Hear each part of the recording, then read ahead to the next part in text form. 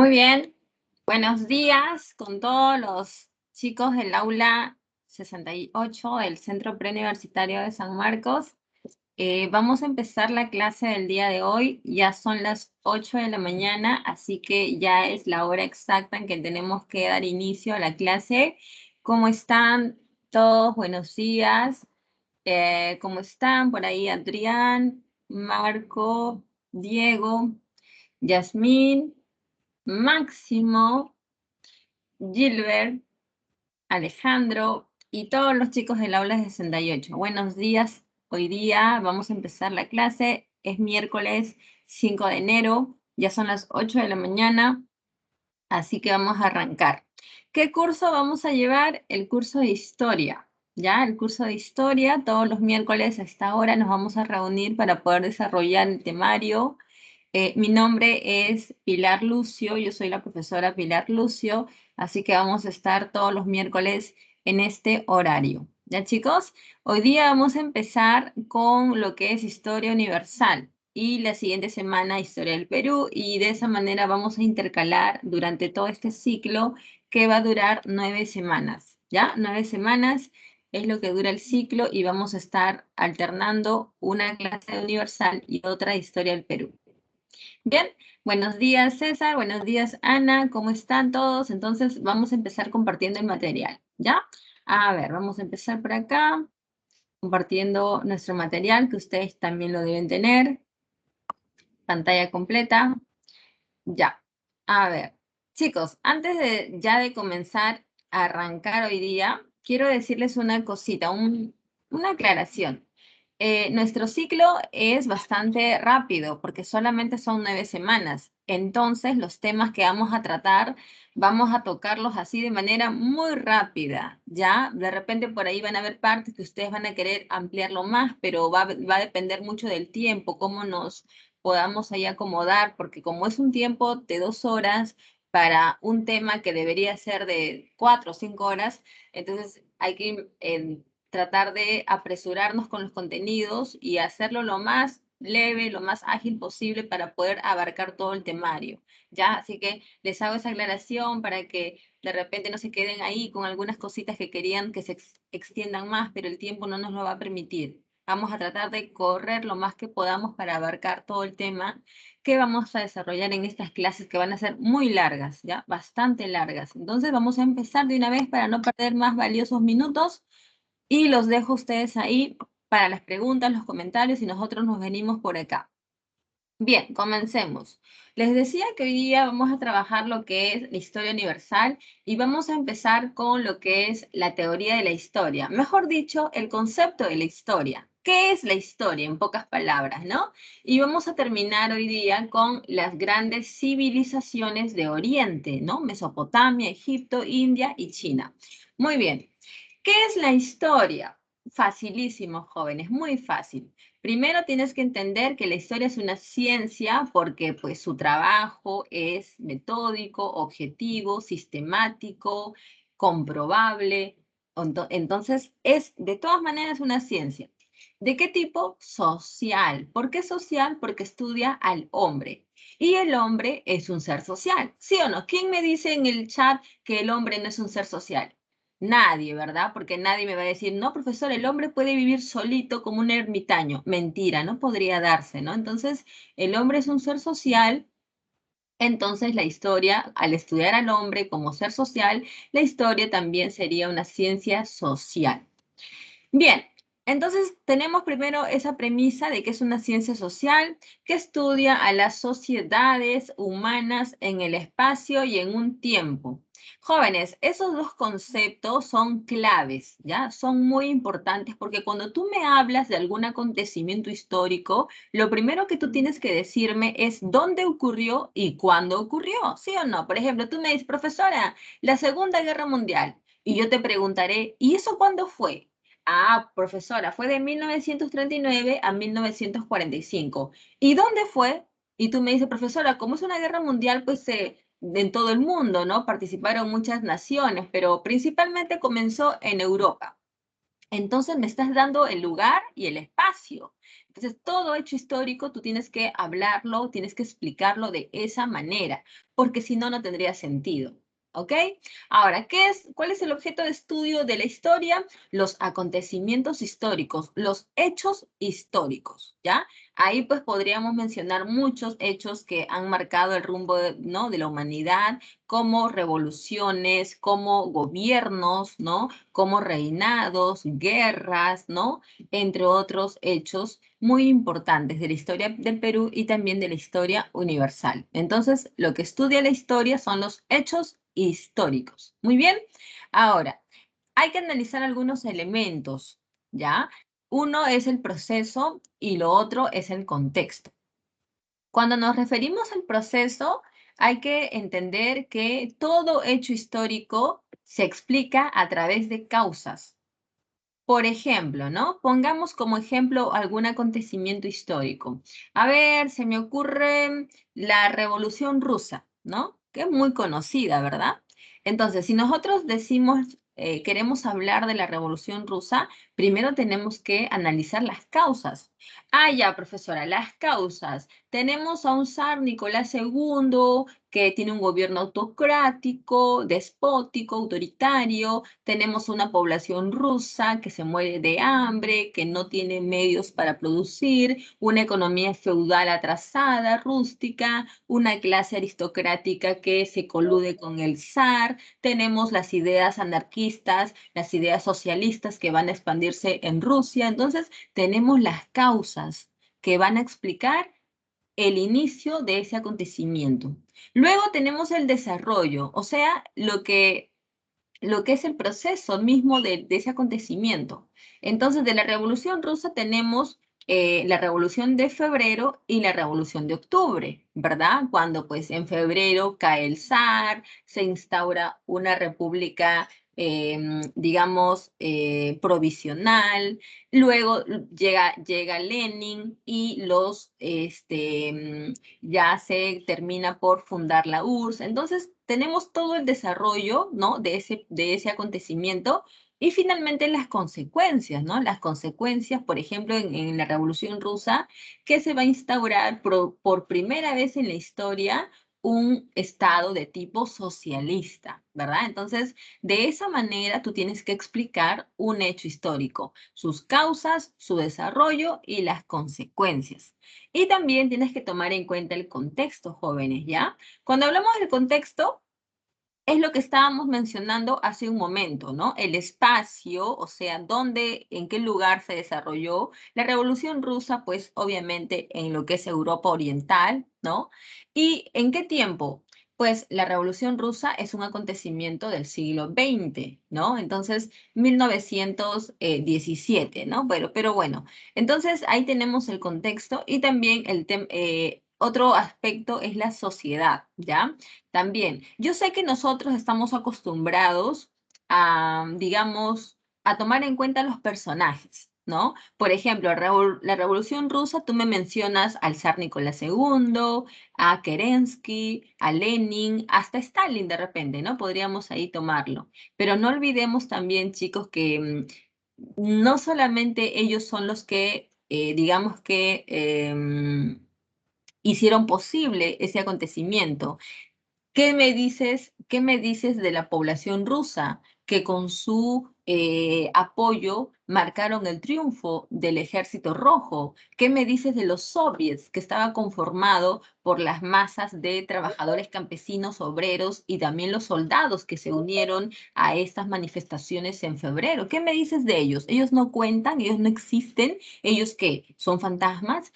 También son importantes. Entonces, a la hora de explicar un hecho histórico, también hay que tomar en cuenta el tema de la sociedad, ¿ya? No solamente los grandes personajes jóvenes, no solamente ellos, también los pueblos que han ayudado con sus apoyo, ¿no?, a marcar los hechos de la historia. A ver, ¿qué me están escribiendo por acá? Me parece que, a ver, ya. Ah, ya, alguien quería entrar al aula. Ya, volvamos por acá a nuestro, ¿dónde estamos? El PPT, acá está. Uy, ¿cómo es esto? Ya, acá. Entonces, chicos, hay que tomar en cuenta esos elementos. ¿Cuál es la utilidad de la historia? O sea, ¿para qué sirve la historia? En pocas palabras, ¿sí o no? No es para pasar de curso los años del colegio, no es para que ingreses a la universidad también, ¿no? No exactamente, chicos. La historia tiene una importancia mucho más elevada, ¿no? Cuando tú tienes alguna pregunta del por qué las cosas están como están el día de hoy, tienes que recurrir al pasado, tienes que buscar en la historia una explicación de por qué hoy en día estamos así. Por ejemplo, ¿no? Una pregunta, algo que podríamos ver de nuestra realidad. A ver, podríamos decir, profesora, ¿por qué Lima está tan poblada, ¿no? ¿Por qué hay tanta densidad poblacional acá en Lima que, profesora, ¿no? Ya no cabemos, ¿no? En la capital. ¿Por qué? Regresa en el tiempo. Ándate ¿cuánto? A ver, unos 60, 70 años atrás, desde el gobierno de Odría. Ya, vamos hasta el gobierno de Odría. ¿No? Cuando pues la gente del campo, por el mismo problema de la tierra que acá en el Perú va a haber durante mucho tiempo, el problema de la tierra, de los campesinos en la sierra, que lo vamos a ver en su momento, ¿ya? Entonces los campesinos comienzan a llegar hacia las zonas urbanas de la costa, principalmente Lima, que era la capital. Entonces vamos a comenzar a ver un proceso migratorio que en su momento hasta se le va a llamar la cholificación, la cultura del cholo. Más adelante, cuando llega el gobierno de Velasco, eso va a continuar con mucha fuerza, ¿no? El gobierno de Velasco también hay muchos campesinos que al no tener, ¿no? No verse beneficiados por la reforma agraria, también van a, ¿no? Continuar con este proceso migratorio hacia la costa. Y si ya nos venimos más adelante, ¿no? A los años 80, 90, con el tema del terrorismo, ahí se termina por completar este proceso, donde mucha gente de la sierra, escapando de la subversión, tiene que venirse a la costa, a la ciudad de Lima, a escapar, ¿no? De ese, pues, ¿no? Del terrorismo en la sierra. Entonces, jóvenes, por ahí nos damos cuenta de cómo hemos llegado, ¿no? A estar tan poblados acá en la capital, mientras que en la sierra y en la selva, pues, se nota totalmente lo contrario, ¿no? Un abandono, grandes espacios que no están, ¿no? Habitados. Entonces, por ahí, de esa manera, jóvenes, tenemos que tratar de entender eso y por ahí te vas dando cuenta la importancia, ¿no? De esta materia que es la historia. Muy bien, volvamos por acá. Chicos, ¿dónde se origina la historia? En la antigua Grecia, pero específicamente en la Grecia clásica. ¿Por qué? Porque cuando nosotros hablemos de la cultura griega la siguiente semana, vamos a ver que la cultura griega tiene periodos, ¿ya? La Grecia arcaica, la Grecia clásica, la Grecia helenística, hay varios periodos, ¿ya? ¿Dónde está el inicio de la historia? En la Grecia clásica, en el siglo V antes de Cristo. ¿Qué ocurrió en el siglo V antes de Cristo? Vamos a preguntar a mis chicos del CEPRE si saben. A ver, vamos a ver. Uy, admitir, ya. Ya estoy admitiendo una persona que quería entrar, ya.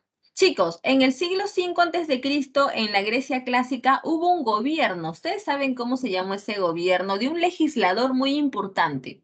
Un legislador que consolidó la democracia. ¿Saben quién fue? ¿Saben cómo se llamó ese gobierno? Muy bien, excelente, Diana, y seguro que muchos en el aula ya lo tenían en la cabeza y le iban a escribir, ¿no? Muy bien, Máximo, Gilbert. El siglo de Pericles. Fue un gobierno, jóvenes, totalmente exitoso, de apogeo, de auge económico, de prosperidad. Porque Pericles, pues, era un legislador que va a marcar, ¿no? Esa etapa con sus obras, pero también hay que tomar en cuenta que en ese momento los griegos estaban pasando por un tema económico muy bueno porque habían ganado las guerras médicas, ¿no? A los persas. Entonces, había un montón de plata gracias al comercio, más el gobierno de Pericles, que fue bastante bueno, entonces todo ese periodo fue un periodo muy próspero, de mucho apogeo cultural, económico. Pericles impulsó el arte, la cultura, la ciencia, y hay muchas áreas del conocimiento humano que van a destacar en esta etapa, en la historia, en la matemática, en la física, es la literatura, ¿no? La escultura, la arquitectura, muchas áreas, entre ellas la historia, que se va a originar acá en grandes personajes como Heródoto y Tucídides. Heródoto tiene una obra que se basa en las guerras médicas, que lo vamos a ver también después, ¿no? Griegos contra los persas, ganan los griegos. Y Tucídides tiene otra obra que se basa en las guerras del Peloponeso, atenienses contra espartanos, ¿no? Profesora, ¿cuál es la diferencia entre Heródoto y Tucídides? Bueno, si bien es cierto, Heródoto es el padre de la historia, ¿sí o no? Habrás escuchado decir que Heródoto es el padre de la historia, pero a diferencia de Tucídides, Heródoto se basa mucho en explicaciones divinas. ¿Cómo es eso, profesora? Cuando Heródoto escribe, cuando él no escribe el por qué se inició la guerra, quién ganó, cómo se desarrollaron los acontecimientos, mucho le gusta recurrir a la ayuda de los dioses. Ganaron porque la diosa tal los ayudó. Triunfaron porque los dioses, ¿no? Le dieron su favor. Recurre a explicaciones divinas, ¿no? Apoyo de los dioses. Mientras que Tucídides trata de alejarse de eso. Tucídides, cuando explica las cosas, lo explica en función de los actos de los hombres, ya no recurriendo al apoyo, a la superstición de los dioses, nada de eso. Entonces, yo te pregunto, si estuvieran ellos dos acá ahorita mismo, ¿tú a quién le creerías más? ¿A uno que te dice que ganó porque Diosito lo ayudó o al otro que te dice que ganaron porque los hombres no formaron una estrategia y lograron pues imponerse? De repente al que no recurre al tema supersticioso, ¿no? Entonces, pues ahí está la diferencia, ¿no? Entre Heródoto y Tucídides. Tucídides es más histórico, Heródoto es más, no recurrente a lo que son los aspectos divinos. Mira, las fuentes de la historia son aquellos materiales que el hombre dejó en su paso por la tierra y que le ayudan al historiador a tratar de reconstruir los hechos históricos. Tratar de reconstruir, ¿ah? Porque déjame decirte que esa chamba no es nada fácil. A ver, yo te digo a ti, tú ponte a explicar lo que pasó hace 1 millón de años solamente viendo unos utensilios de piedra y y en las cuevas algunas imágenes, ¿no? De pinturas rupestres. ¿Podrías reconstruir la historia con esos vestigios tan rudimentarios y tan escasos? Profesora, muy difícil, ¿no? Porque tendría que tener más información, ¿no? Entonces el historiador trata de reconstruir la historia y todo le va a ayudar, ya sea una fuente oral, una fuente escrita, material, todo tipo de fuente le va a ayudar a tratar de reconstruir los hechos históricos, ¿ya? Entonces son las fuentes históricas y vamos a ver que algunas son directas y otras son indirectas. Mira, las directas también se le llaman primarias y las indirectas también lo puedes llamar secundarias. Las directas son aquellas fuentes que se hicieron o que fueron presenciadas en el mismo momento en que ocurrió. Profesora, ejemplo, ya, vamos a poner un ejemplo. Imagínate que tú, ¿ya? Estuviste presente el día en que cayó el muro de Berlín en el año 1989. Imagínate lo que fue eso, ¿no? Haber presenciado ese momento es algo histórico, es algo que te lo vas a llevar a la tumba, porque no todos los días cae el muro de Berlín. Entonces, si tú hubieras estado en ese momento, te hubieras convertido en un testigo, en un protagonista de ese evento. Y si tú tomabas una selfie, una foto o grababas el momento, tu foto, tu grabación se hubiera convertido en una fuente directa, porque lo estás haciendo en el mismo momento en que está ocurriendo ese evento. ¿Te das cuenta? Profesora, ¿y qué pasa si yo estaba ese día en New York cuando las Torres Gemelas fueron atacadas, ¿no? Por el mundo árabe? Bueno, pues igual te hubieras convertido en un testigo, ¿no? Directo o tu grabación, tu foto hubiera sido una fuente directa, primaria, porque lo estás haciendo, ¿no? En el mismo momento en que está ocurriendo ese evento. Ahora, cuando decimos fuentes secundarias o indirectas, son aquellas que se producen después de que pasó el evento. Profesora, ¿cuánto tiempo después? Puede ser después de 1 año, después de 100.000 años, después de 2 millones de años, no importa. Lo que interesa es que lo estás haciendo después. A ver, por ejemplo, profesora, yo quiero conocer acerca de los matrimonios en la etapa colonial del Perú, ¿no? Hace pues ya más de 500 años. A ver, ¿cómo eran los matrimonios? ¿Cuáles eran la ceremonia? Ah, perfecto. Pues puedes buscar información. Te vas, ¿no?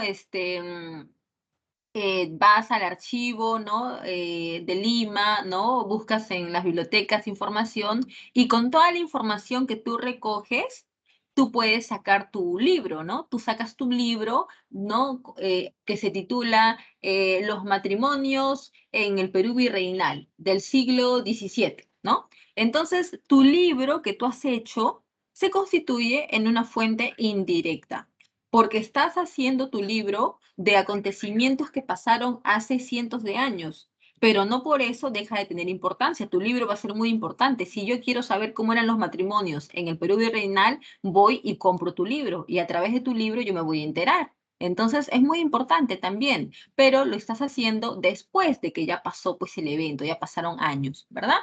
Ahora, las fuentes también tienen diversos tipos, ¿no? Como por ejemplo las escritas, que son las fuentes que se hacen a través de la escritura, cartas, testamentos, actas de defunción, ¿qué más? A ver, periódicos, ¿no? Entre otras cosas, ¿no? Por ejemplo, un ejemplo acá muy bonito que siempre me gusta mencionar es el diario de Ana Frank. ¿Ustedes han escuchado hablar, han leído el diario de Ana Frank? Esta niña judía que se escondió, ¿no? de la persecución nazi y finalmente fue encontrada con su familia y llevadas a un campo de concentración. Ana Frank terminó muriendo, ¿no? Pero su libro fue encontrado y ha sido llevado al teatro, al cine. Es un libro universal, ¿no? Entonces, es un ejemplo, ¿no? de fuente escrita.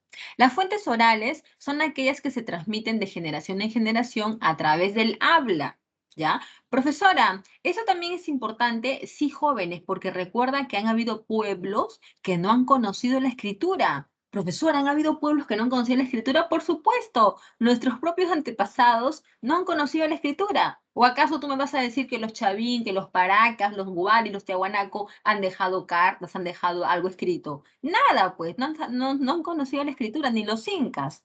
Y los quipus estamos en veremos. Los quipus puede ser un sistema de contabilidad, pero no es total 100%, no. Entonces, chicos, es muy importante porque han habido generaciones de que no han conocido la escritura. Entonces, ahí tenemos los mitos, las leyendas, los cuentos, ¿qué más? Las canciones, las entrevistas, entre otros más, ¿ya? Por ahí puedes mencionar la leyenda de Manco Cápac, de Mama Ocllo, el mito de Incarri o la leyenda de Rómulo y Remo, ¿no? O por ejemplo la leyenda de Nailam o muchas más que se te puedan ocurrir. Las materiales son aquellas evidencias físicas, tangibles, que tú puedes tocar, que tú puedes agarrar, ¿ya? Son evidencias materiales de la presencia humana. Ahí tienes ropa, herramientas, viviendas, textiles, cerámica, ¿no? Entre otras cosas más, ¿ya? Todo aquello que se pueda tocar. Son fuentes materiales. Por ejemplo, una fuente material, jóvenes, serían los mantos paracas. ¿Sí o no? ¿Qué te parecen a ti los mantos paracas? Preciosísimos, coloridos, están como si los hubieran hecho ayer de la fase necrópolis, pues no, la fase necrópolis es más avanzada que la fase cavernas. Alguien por ahí me dijo no, no sé a qué se están refiriendo con no. Recién lo veo. Ya. Y las fuentes audiovisuales que son las más recientes, ¿no? De hace un par de décadas nada más. Y eso, ¿no? Estamos refiriéndonos a los documentales, a las grabaciones que tú puedas hacer. Y a ti te encanta grabar, porque los chicos de ahora les encanta tomarse selfies y fotos y grabaciones y cuelgan todo lo que hacen. Que estoy comiendo, a dónde me fui con mis amigas en la playita, durmiendo, saliendo de tal lugar. Uf, de todo. Hacen grabaciones de todo. Y también están las películas, pues, ¿no? Chicos, a ver, vamos con las películas. Vamos a ver en el chat. Chicos, vayan pensando, pónganme su película histórica favorita. Histórica, no vayas a poner Las Rubias o La Foquita o esas cosas, no. Dígame su película histórica favorita. Uy, acá otra vez, a ver. Por ahí me están poniendo el diario de Ana Frank. Ah, ya el diario de Ana Frank, por supuesto. Interesante el diario de Ana Frank. Por ahí me dice Máximo Pearl Harbor. Pearl Harbor es una producción totalmente americana. Si tú la ves, dicen los japoneses eran los malos, crueles, desgraciados, ¿no? Atacaron Pearl Harbor, ¿no? pero no es así, ¿ah? El pianista, Adrián, concuerdo contigo, esa película te hace llorar y la última parte donde dice soy inocente, ¿no? Esa la han hecho meme, pero ya no, ya. La Ilíada también es linda la película y dura, es bien larga, ¿no? Dura pues más de 3 horas, pero mejor, el libro es mejor, ¿ya? El libro es mucho mejor.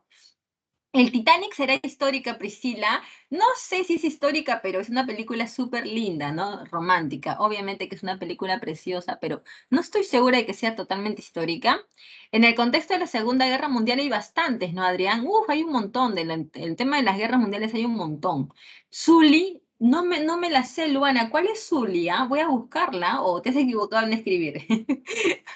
Hola, mi padre, Troya, la vida es bella. Muy bien. Les recomiendo que ahí agreguen la lista de Schindler. Lo voy a escribir. Ya de repente dicen, profesora, ¿cómo es eso? La lista de Schindler. Ahí está. ¿Ya? Agreguen esa porque la lista de Schindler con mi super actor favorito Liam Neeson, esa es buenaza, ¿ya? Y por ahí cuando ya veamos las clases, les voy diciendo, agreguen la de acá también de una vez les digo, porque es una película linda, es una producción peruana, La Boca del Lobo, ¿ya? Agreguen también esas dos recomendadas por la profesora Pilar. Muy bien, continuemos por acá. Vámonos con las ciencias y las disciplinas auxiliares de la historia. Diferencia entre una ciencia auxiliar y una disciplina auxiliar. ¿Cuál es la diferencia? Las ciencias auxiliares son autónomas, tienen su propio campo de estudio, no dependen de la historia, mientras que las disciplinas auxiliares son dependientes de la historia. La información que proveen solamente le sirven a la historia, o sea que dependen de la historia. ¿Ya? Así que haciendo esa aclaración. En cuanto a las ciencias auxiliares, tienes primero a la prima hermana de la historia, que es la arqueología, ¿no? Es su prima hermana. ¿Qué estudia la arqueología? Los restos materiales que el hombre ha dejado. Cerámica, ropa, armamento, instrumentos, edificios, tumbas. Las tumbas también. Por ejemplo, ahí en la imagen tenemos la tumba de Tutankamón, ¿no? Este faraón egipcio que fue encontrada su tumba totalmente intacta y generó mucha polémica porque las tumbas egipcias jóvenes, las tumbas egipcias, el 99% eran saqueadas por los ladrones, ya que en su interior contenían tantos objetos de mucho valor, los asaltantes de tumbas las profanaban y pues la tumba de Tutankamón es sorprendente de que no la hayan abierto, ¿no? Qué raro, ¿por qué será? ¿Por qué crees tú que todas las tumbas las abrieron menos esta? Esta estaba mejor sellada o había una maldición de la tumba, ¿qué será, no? ¿Por qué no la abrieron? Muy bien, así que ahí tenemos un ejemplo de fuente, bueno, de fuente no de la arqueología, ¿no? El hallazgo de tumbas también es trabajo de la arqueología. En cuanto a la antropología, estamos hablando del estudio del hombre como ser físico y como ser cultural. Tú y yo, bueno, nosotros, vosotros, ya estoy hablando como en el Chapulín, nosotros jóvenes estamos constituidos por un aspecto biológico, tenemos un aspecto biológico, un aspecto físico que está constituido por nuestro cuerpo y también somos seres culturales. ¿Por qué somos seres culturales? Porque creamos cultura. Nosotros los seres humanos creamos cultura. Por eso es que somos seres culturales. Por ejemplo, cuando yo te digo que creamos cultura, me estoy refiriendo a que nosotros creamos cosas que nos sirven para algo. Por ejemplo, hemos creado celulares para comunicarnos a grandes distancias. Hemos creado vacunas para poder prevenir enfermedades. Hemos creado maquillaje para que las chicas nos veamos más simpáticas. Hemos creado peines para cepillarnos el cabello. Hemos creado un sinfín de cosas, jóvenes. Somos seres culturales, creamos cultura. Y la antropología cultural se encarga de toda la cultura que el hombre ha creado.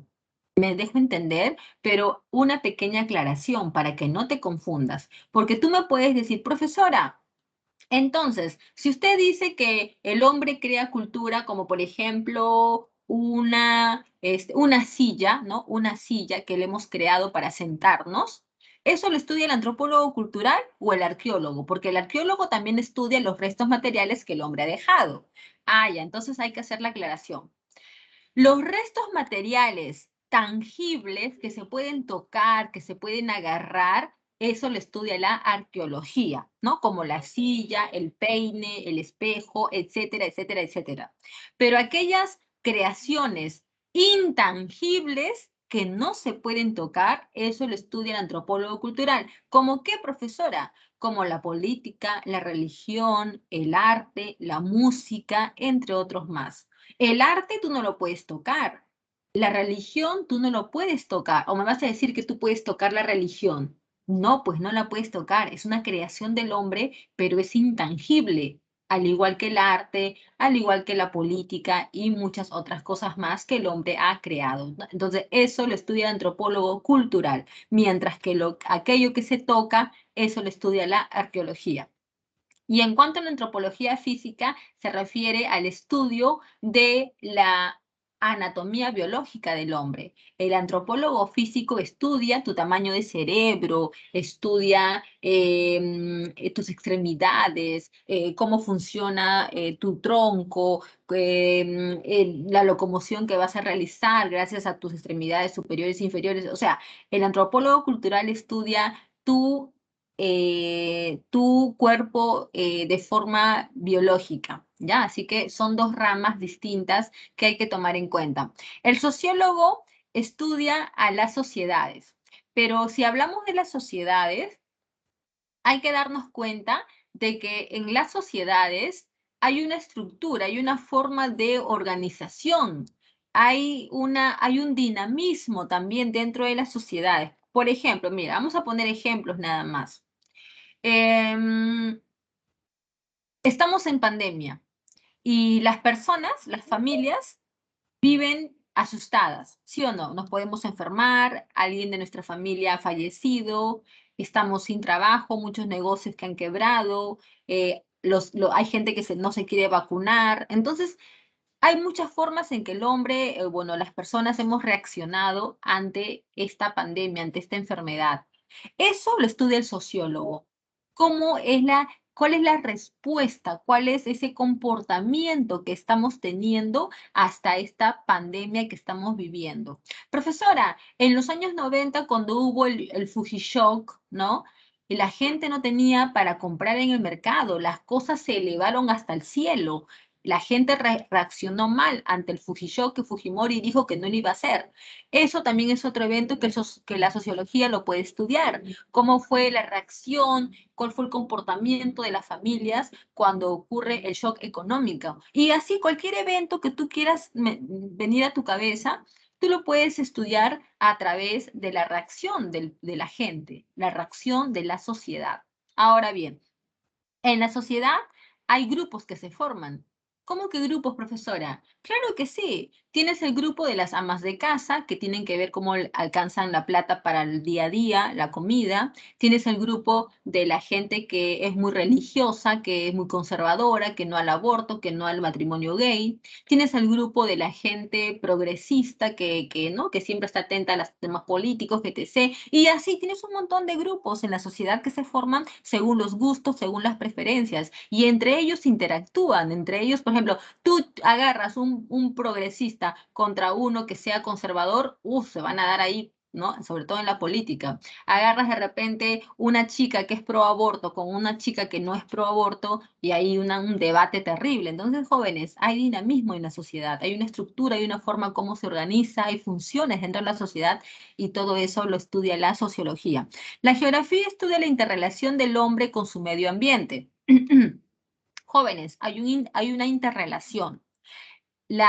El medio ambiente condiciona la vida del hombre.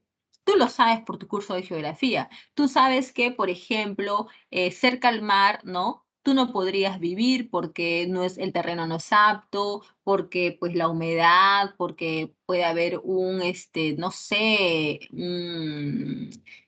se puede elevar el nivel de las aguas del mar y puede haber una inundación. Bueno, qué sé yo, ¿no? O sea, tantas cosas, peligros que no es adecuado, ¿sí o no? No debería ser, al igual que vivir en las lomas, en los cerros, tampoco debería darse, ¿no?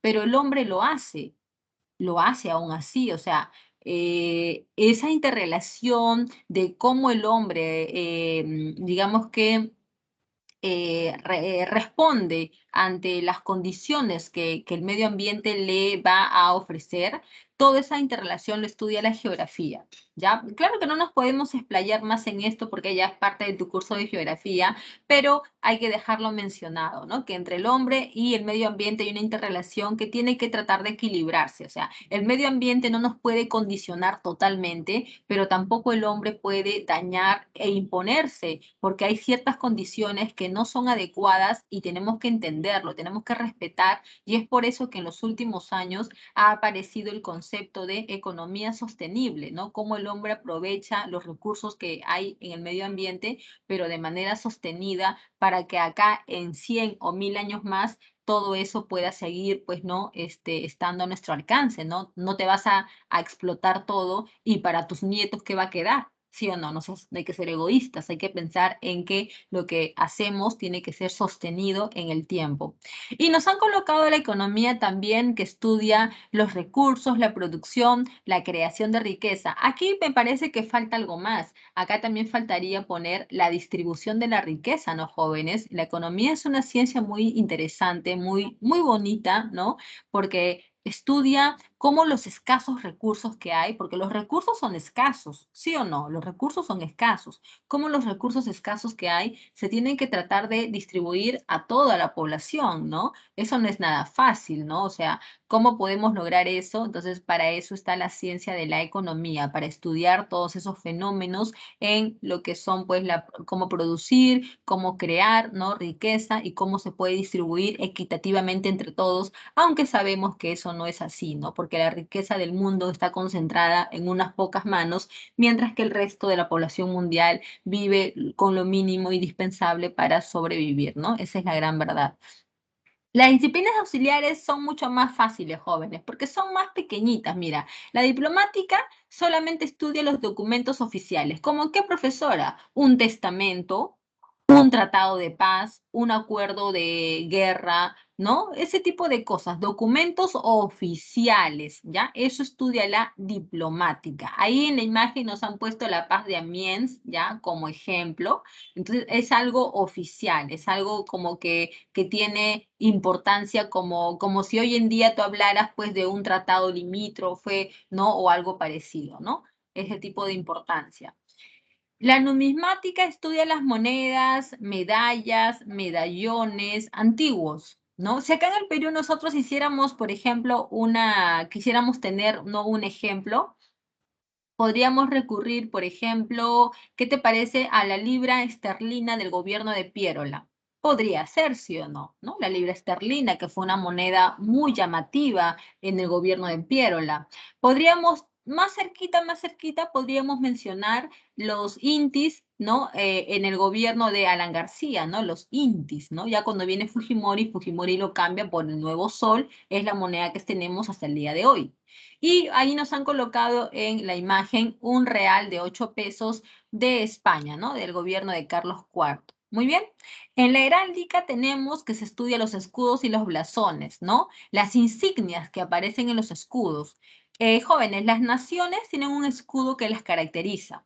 Ahí nos han colocado, ejemplo, el escudo de México. Pudimos haber colocado el escudo de nosotros mismos, del Perú, ¿no? Pero tú ya lo conoces, ¿sí o no? Sabes que en nuestro escudo nacional hay una cornucopia, hay una vicuña y un árbol de la quina que representan los recursos, ¿no? Que tenemos, ¿no? Digamos que nuestra riqueza natural, ¿no? La paleografía estudia la escritura antigua sobre papel. Sobre papel, ¿ah? Si tú me hablas de otro tipo de soporte, como piedra, como ladrillo, como una pared, un templo, eso ya es epigrafía. La epigrafía estudia inscripciones sobre monumentos. Y si decimos sobre monumentos, estamos hablando de soportes duros, ¿ya? Soportes duros. Entonces, eso lo estudia la epigrafía y ahí nos han colocado una lápida de los tiempos romanos, ¿no? Mientras que en la paleografía nos han colocado ahí un texto, ¿no? Del siglo XVI. Muy bien, mire esa letra. ¿Alguien puede saber entender esa letra? ¿Quién descifra lo que dice ahí, no?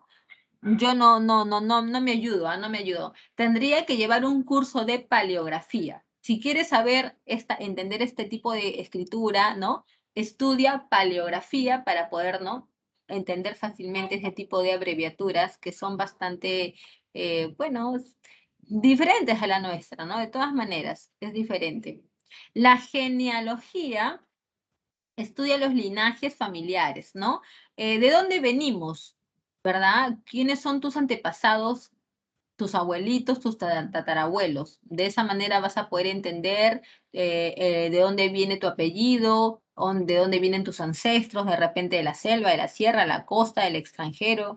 Entonces hay que ayudarnos con esta disciplina. Bien, la ciencia de la historia hay que periodificarla, ¿ya? Hay una periodificación de la historia. La más conocida en todo el mundo es la que ha diseñado este señor llamado Cristóbal Celler, que también se hizo llamar Cellarius, ¿ya? Este señor es un estudioso alemán que vivió en el siglo XVIII y él es el creador de esta periodificación que también se le llama acontecimental. ¿Por qué, profesora? Porque esta periodificación solamente se basa en acontecimientos, por eso que se le llama acontecimental, pero también se le llama eurocentrista y esto es una crítica. ¿Sabes por qué? ¿Por qué le dicen eurocentrista? Porque los acontecimientos que vas a leer acá, que vas a observar, todos se han desarrollado en Europa. Todos, mira, ve. Dice que acá en la Edad Antigua surgen las primeras civilizaciones. Grecia, Roma. ¿Dónde están? En Europa. En la Edad Media se desarrolla el feudalismo. ¿Dónde? En Europa Occidental. El feudalismo es un sistema económico, político, social de Europa Occidental. En la Edad Moderna y en la Edad Contemporánea, los capitalismos, mercantil y liberal. ¿Dónde ocurrieron? En el mundo occidental, ¿no? En la parte de Europa. Entonces, ¿por qué solamente se basan en acontecimientos europeos? ¿Por qué? Hay una explicación, jóvenes, que ahorita no tenemos tiempo para mencionarlo, ya en su momento lo vamos a mencionar, pero quédate con esa idea, ¿no? De que es una periodificación eurocentrista y eso es una crítica, ¿ya? Eso es una crítica. A ver, ¿cuántas edades tiene esta periodificación? 4. Antigua, media, moderna, contemporánea. Me gustaría, te aconsejaría que trates de recordarlo, que trates de hacerle una fotografía mental, porque en las diferentes clases que vamos a tener vamos a mencionar una y otra vez la edad antigua, la edad media, con el feudalismo, la caída de tal, tal, tal. Entonces tienes que tratar de, por favor, recordar esta periodificación porque la vas a tener muy presente, porque te vuelvo a repetir que es la más conocida, es la más difundida en el mundo, ¿ya? Esta periodificación de Cristóbal Celler. Bien, vamos con otro tema que es la hominización, jóvenes, la hominización. Para la hominización tengo por acá guardados en el navegador, tengo algunas imágenes abiertas para poder ver, ¿ya? Así que como estamos con esta herramienta virtual, vamos a poder utilizar, ¿no? Sus beneficios y por ahí vamos a ver algunas cositas que nos van a ayudar a entender, ¿ya? Así que ahí en las diferentes clases vamos a recurrir al navegador, de repente algún video, lo podemos proyectar, que sea muy cortito, lo vamos a hacer. ¿Qué es la hominización? Es un proceso evolutivo de tipo biológico, psíquico y social de los homínidos que permitió el surgimiento del género Homo. Perfecto, jóvenes. Hominización, yo le agregaría una palabrita acá, jóvenes. ¿Sabes qué palabra agregaría yo? Que es un largo proceso evolutivo, jóvenes. Es un largo proceso evolutivo porque la hominización duró millones de años, jóvenes. Más o menos unos 5 millones de años aproximadamente, ¿ya? Entonces, un largo proceso evolutivo biológico. Lo que cambia es a nivel biológico, el cuerpo, las extremidades, el tamaño del cerebro, la posición erguida, el pulgar oponible, la pelvis, la espalda, todo cambia, es una evolución biológica. Psíquica también, al aumentar el tamaño del cerebro aparece el pensamiento, aparecen los procesos cognitivos, ¿no? Memoria, recuerdo, etcétera, etcétera. Y también es de tipo social porque esta evolución se hace en sociedad. Acá van a haber bandas, van a haber clanes, van a haber tribus y finalmente van a haber ciudades. Es un proceso social. El hombre no pudo haberlo hecho solo, jamás. El hombre lo hizo estando en sociedad. Así que es un proceso biológico, psíquico y también social de los homínidos que permitió el surgimiento del género Homo. Ya, como les dije que nos vamos a ayudar del navegador, por acá tengo listo, a ver, me están hablando, me parece, vamos a ver en el aula si me están hablando. Ajá. Ajá, ya, hora cero, maldición de Tutankamón, ya. Respecto a los escudos de los apellidos familiares. Ah, ya, ya.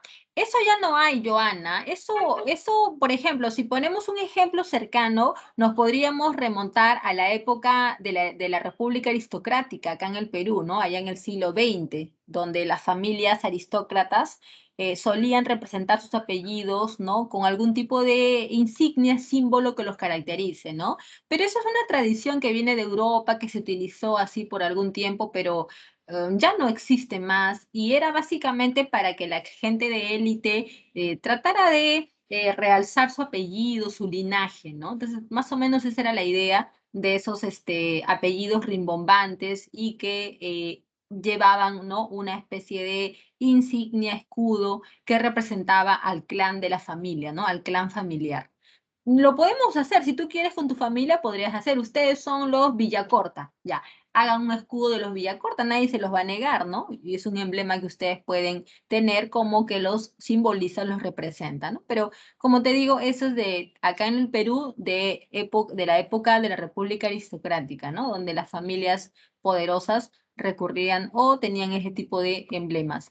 Bien, les estaba diciendo que eh, quería mostrarles, a ver, creo que este de acá está bien. Uy, muy chiquito, ¿no? Este más, sigue siendo chiquito, ya, pero ese está muy, ya se va mucho. La de acá. Yo espero que le estén viendo, ya espero que se pueda ver chiquito aunque sea, y si no se puede ver ya en tu navegador, tú puedes poner cuadro taxonómico del ser humano y te va a salir exactamente lo mismo, ¿no? Cuadro taxonómico del ser humano. Nosotros sabemos que existe una disciplina que es la taxonomía, que se encarga de estudiar, pues, digamos, clasificar, ¿no? Clasificar a los seres vivos, tanto a las plantas como a los animales. A nosotros, los seres humanos, también somos animales. Por supuesto que sí. Ustedes ya lo saben, ¿no? No es ninguna cosa que recién se estén enterando. Nosotros pertenecemos al reino animal. En cuanto a filum, ya, en cuanto al filum o división, nosotros somos seres vertebrados o también llamados cordados, ya, porque tenemos pues tenemos un esqueleto, pues, ¿no? No somos invertebrados, ¿no? Somos seres vertebrados, entonces pertenecemos al filum de los cordados. Somos de la clase mamíferos, ¿ya? Somos de la clase mamíferos de la orden de los primates. O sea que el gorila, el chimpancé y el simio son nuestros primos hermanos, ¿ya? Sin ofendernos, los gorilas, chimpancés son nuestros primos hermanos. Somos primates al igual que ellos. Somos de la familia de los homínidos, ¿ya? De la familia de los homínidos del género Homo y de la especie Sapiens, ¿ya? Así que este cuadro taxonómico sería bueno que lo revises, que lo recuerdes para tener en cuenta cuando hablemos de los conceptos de la hominización, ¿ya? Así que dejamos eso y volvamos acá.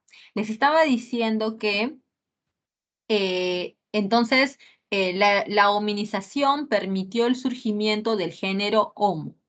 Vamos con las características.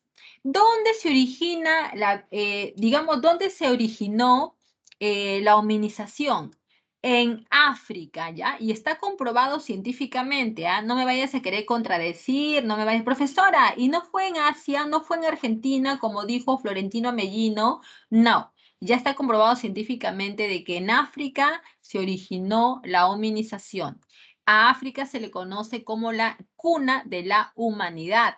Y hay un lugar específico, ¿ya? Hay un lugar que se llama el Valle del Rif, donde se van a encontrar los restos más antiguos de los primeros homínidos. Profesora, ¿dónde queda el Valle del Rif? Por acá te lo voy a mencionar. Bueno, mencionar, no, por acá lo vamos a ver. Oye, esta cosa se me puso acá. Sal cosa. Ay, se me ha puesto una cosa acá que no la puedo mover. que dice presentando. ¿Cómo lo saco? No, a ver, acá ya se fue ya. Muy bien, acá está, mira, en el mapa, sale chiquito acá. Acá sale un poquito más grande, ¿no? Pero de repente creo que en el primero se veía más completo. Miren, chicos, esta es la parte oriental de África, ¿ya? Esta zona, esta apertura que tú ves ahí en las líneas punteaditas de color negra, toda esa fractura, esa abertura, esa falla, como lo quieras llamar, esa es la falla del Rif, ¿ya? Esta falla del Rif, esta fractura del Rif, es una fractura que se originó hace como 50 millones de años, ¿ya? Dicen que en los siguientes millones de años esto va a terminar por abrirse completamente. Por ahora solamente es una fractura. En el futuro, acá en miles de años más, se va a abrir completamente, ¿ya? Pero eso no nos interesa, pues, ¿no? Pero solamente lo estamos mencionando. En esta zona del Rif hay 3 países que actualmente se han conformado: Etiopía, Kenia y Tanzania. En esta zona de Etiopía, Kenia y Tanzania se han encontrado los restos de homínidos más antiguos del mundo. Por eso es que a esta parte se le llama, bueno, mejor dicho, a África se le conoce como la cuna de la humanidad, ¿ya? Los homínidos están divididos en 2 géneros. Tienes a los Australopithecus y tienes a los Homos. Recuerda que nosotros pertenecemos al género de los Homos, ¿ya? ¿Cuáles son los factores de la evolución? Número 1, la presencia de la falla del Rif, que lo acabamos de ver, ¿no? En la parte oriente de África, ¿no? En esa falla se han encontrado los restos de homínidos más antiguos. El surgimiento de las sabanas.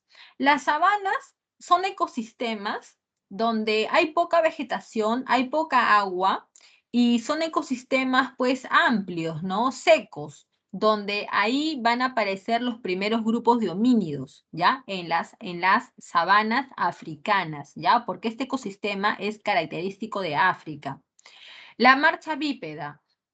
Los homínidos tenemos la característica de ser bípedos, ¿no? Nosotros mismos somos bípedos. Ahora bien, el bipedismo también lo tienen los Australopithecus, de los cuales vamos a comenzar a comentar algunas cosas, ¿ya? Mira, te explico. El Australopithecus es un tipo de homínido que vivieron hace unos 3.5 millones de años. Hay varios tipos de Australopithecus: Afarensis, Anamensis, Ramidius, Africanus, ¿no? Y pueden haber muchos más porque cada día hay más investigaciones y se siguen haciendo más hallazgos. Pero para la historia oficial, ¿no? La historia oficial, nos vamos a quedar con algunas cosas que sean, ¿no? Comprobadas, ¿no? Al 100%. Entonces, hay, como te vuelvo a repetir, hay Australopithecus anamensis, africanus, ramidius, ¿no? Y los Australopithecus, digamos que sus características que tenían, una de ellas era que eran bípedos. Los Australopithecus eran bípedos, pero no por ser bípedos eran totalmente humanos. Eso quiero que lo entiendas. O sea que el orangután, el chimpancé, el mono también suelen andar en 2 pies y no por andar en 2 pies son humanos como nosotros, ¿sí o no? Entonces hay que tomar en cuenta que estos son factores, pero no son 100% determinantes, porque el Australopithecus también era bípedo, pero el Australopithecus no era del todo humano, no era humano, ¿ya? Es otro género. Nosotros somos del género Homo y el Australopithecus era otro género, pero también andaba bípedo. La posición erguida es otro factor, pero no lo tienen todos los homínidos, no lo tienen todos los homínidos. ¿Por qué? Porque el Australopithecus, que también es homínido, andaba pues tenía una columna, ¿no? Que no estaba desarrollada, como tú lo puedes ver acá en la imagen. Mira, su columna no estaba totalmente desarrollada.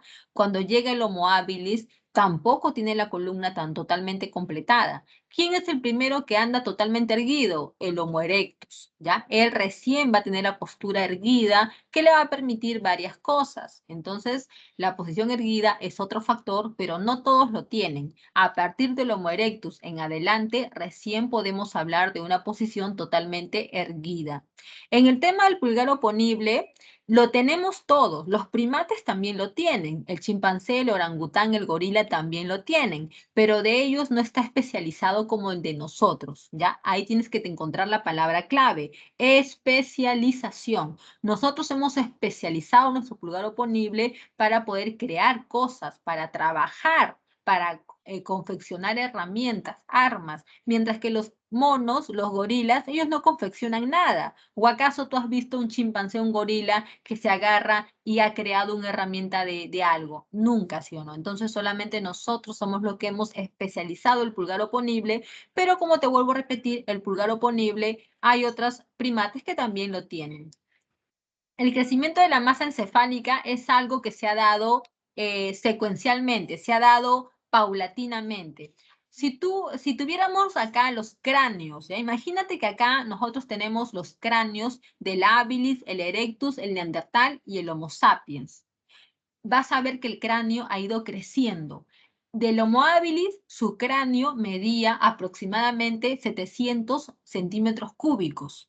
Del Erectus medía 1200 centímetros cúbicos.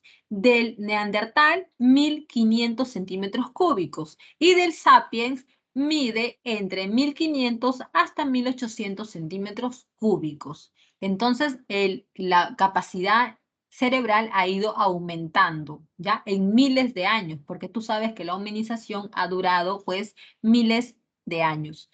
Muy bien, jóvenes. Entonces, estos son los factores de la evolución. Ahí están algunas imágenes, ¿no? Que puedes ahí observar. Y vamos con el siguiente PPT. Mira, para esto también quiero que veamos otro esquema, ¿ya? Otro esquema. Vamos a buscarlo acá en nuestro navegador rápidamente. A ver, ¿cuál nos sirve? Ya, mira, esta nos sirve. Chicos, hay que diferenciar que existe una prehistoria y una historia. La diferencia es recontra fácil, así que lo voy a preguntar a los chicos acá en el chat. Chicos, ¿cuál es la diferencia entre prehistoria e historia? Fácil, ¿ah? En la prehistoria, ¿qué es lo que no hay? ¿Qué es lo que no hay en la prehistoria?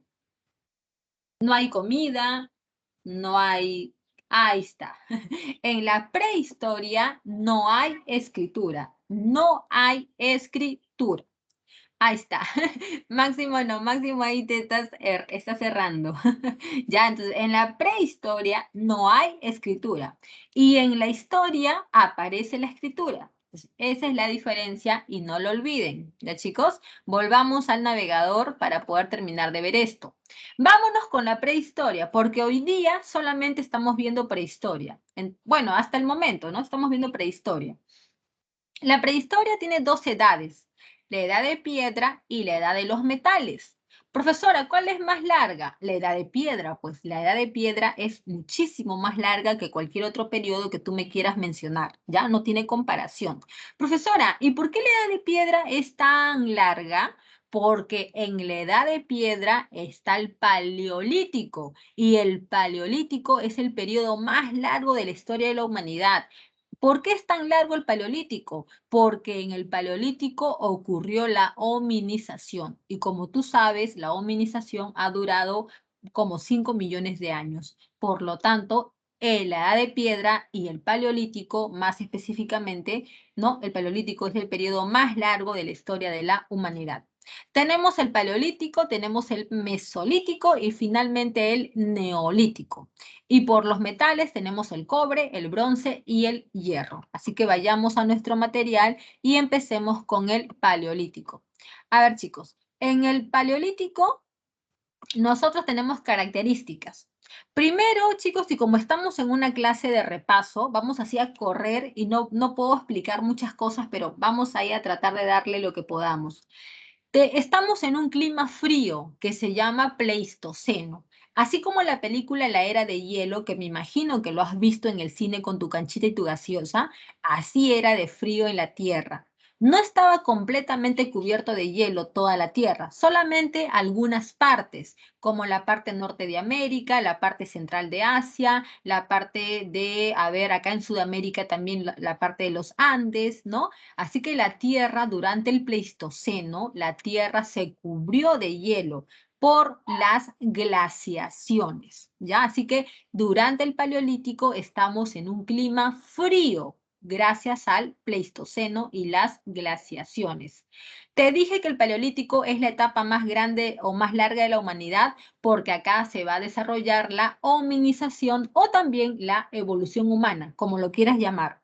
¿Cómo se organizan en bandas? Las bandas son, es una organización primitiva donde sus integrantes están unidos por la subsistencia. ¿Qué significa? Que en una banda no todos son familia o no importa si tú eres familia o no. Lo que importa es que te sumes al grupo para poder buscar la subsistencia. ¿Ya? En una banda no hay líder, no hay jefe, no hay nadie que sea superior al resto, todos son iguales, ¿ya, jóvenes?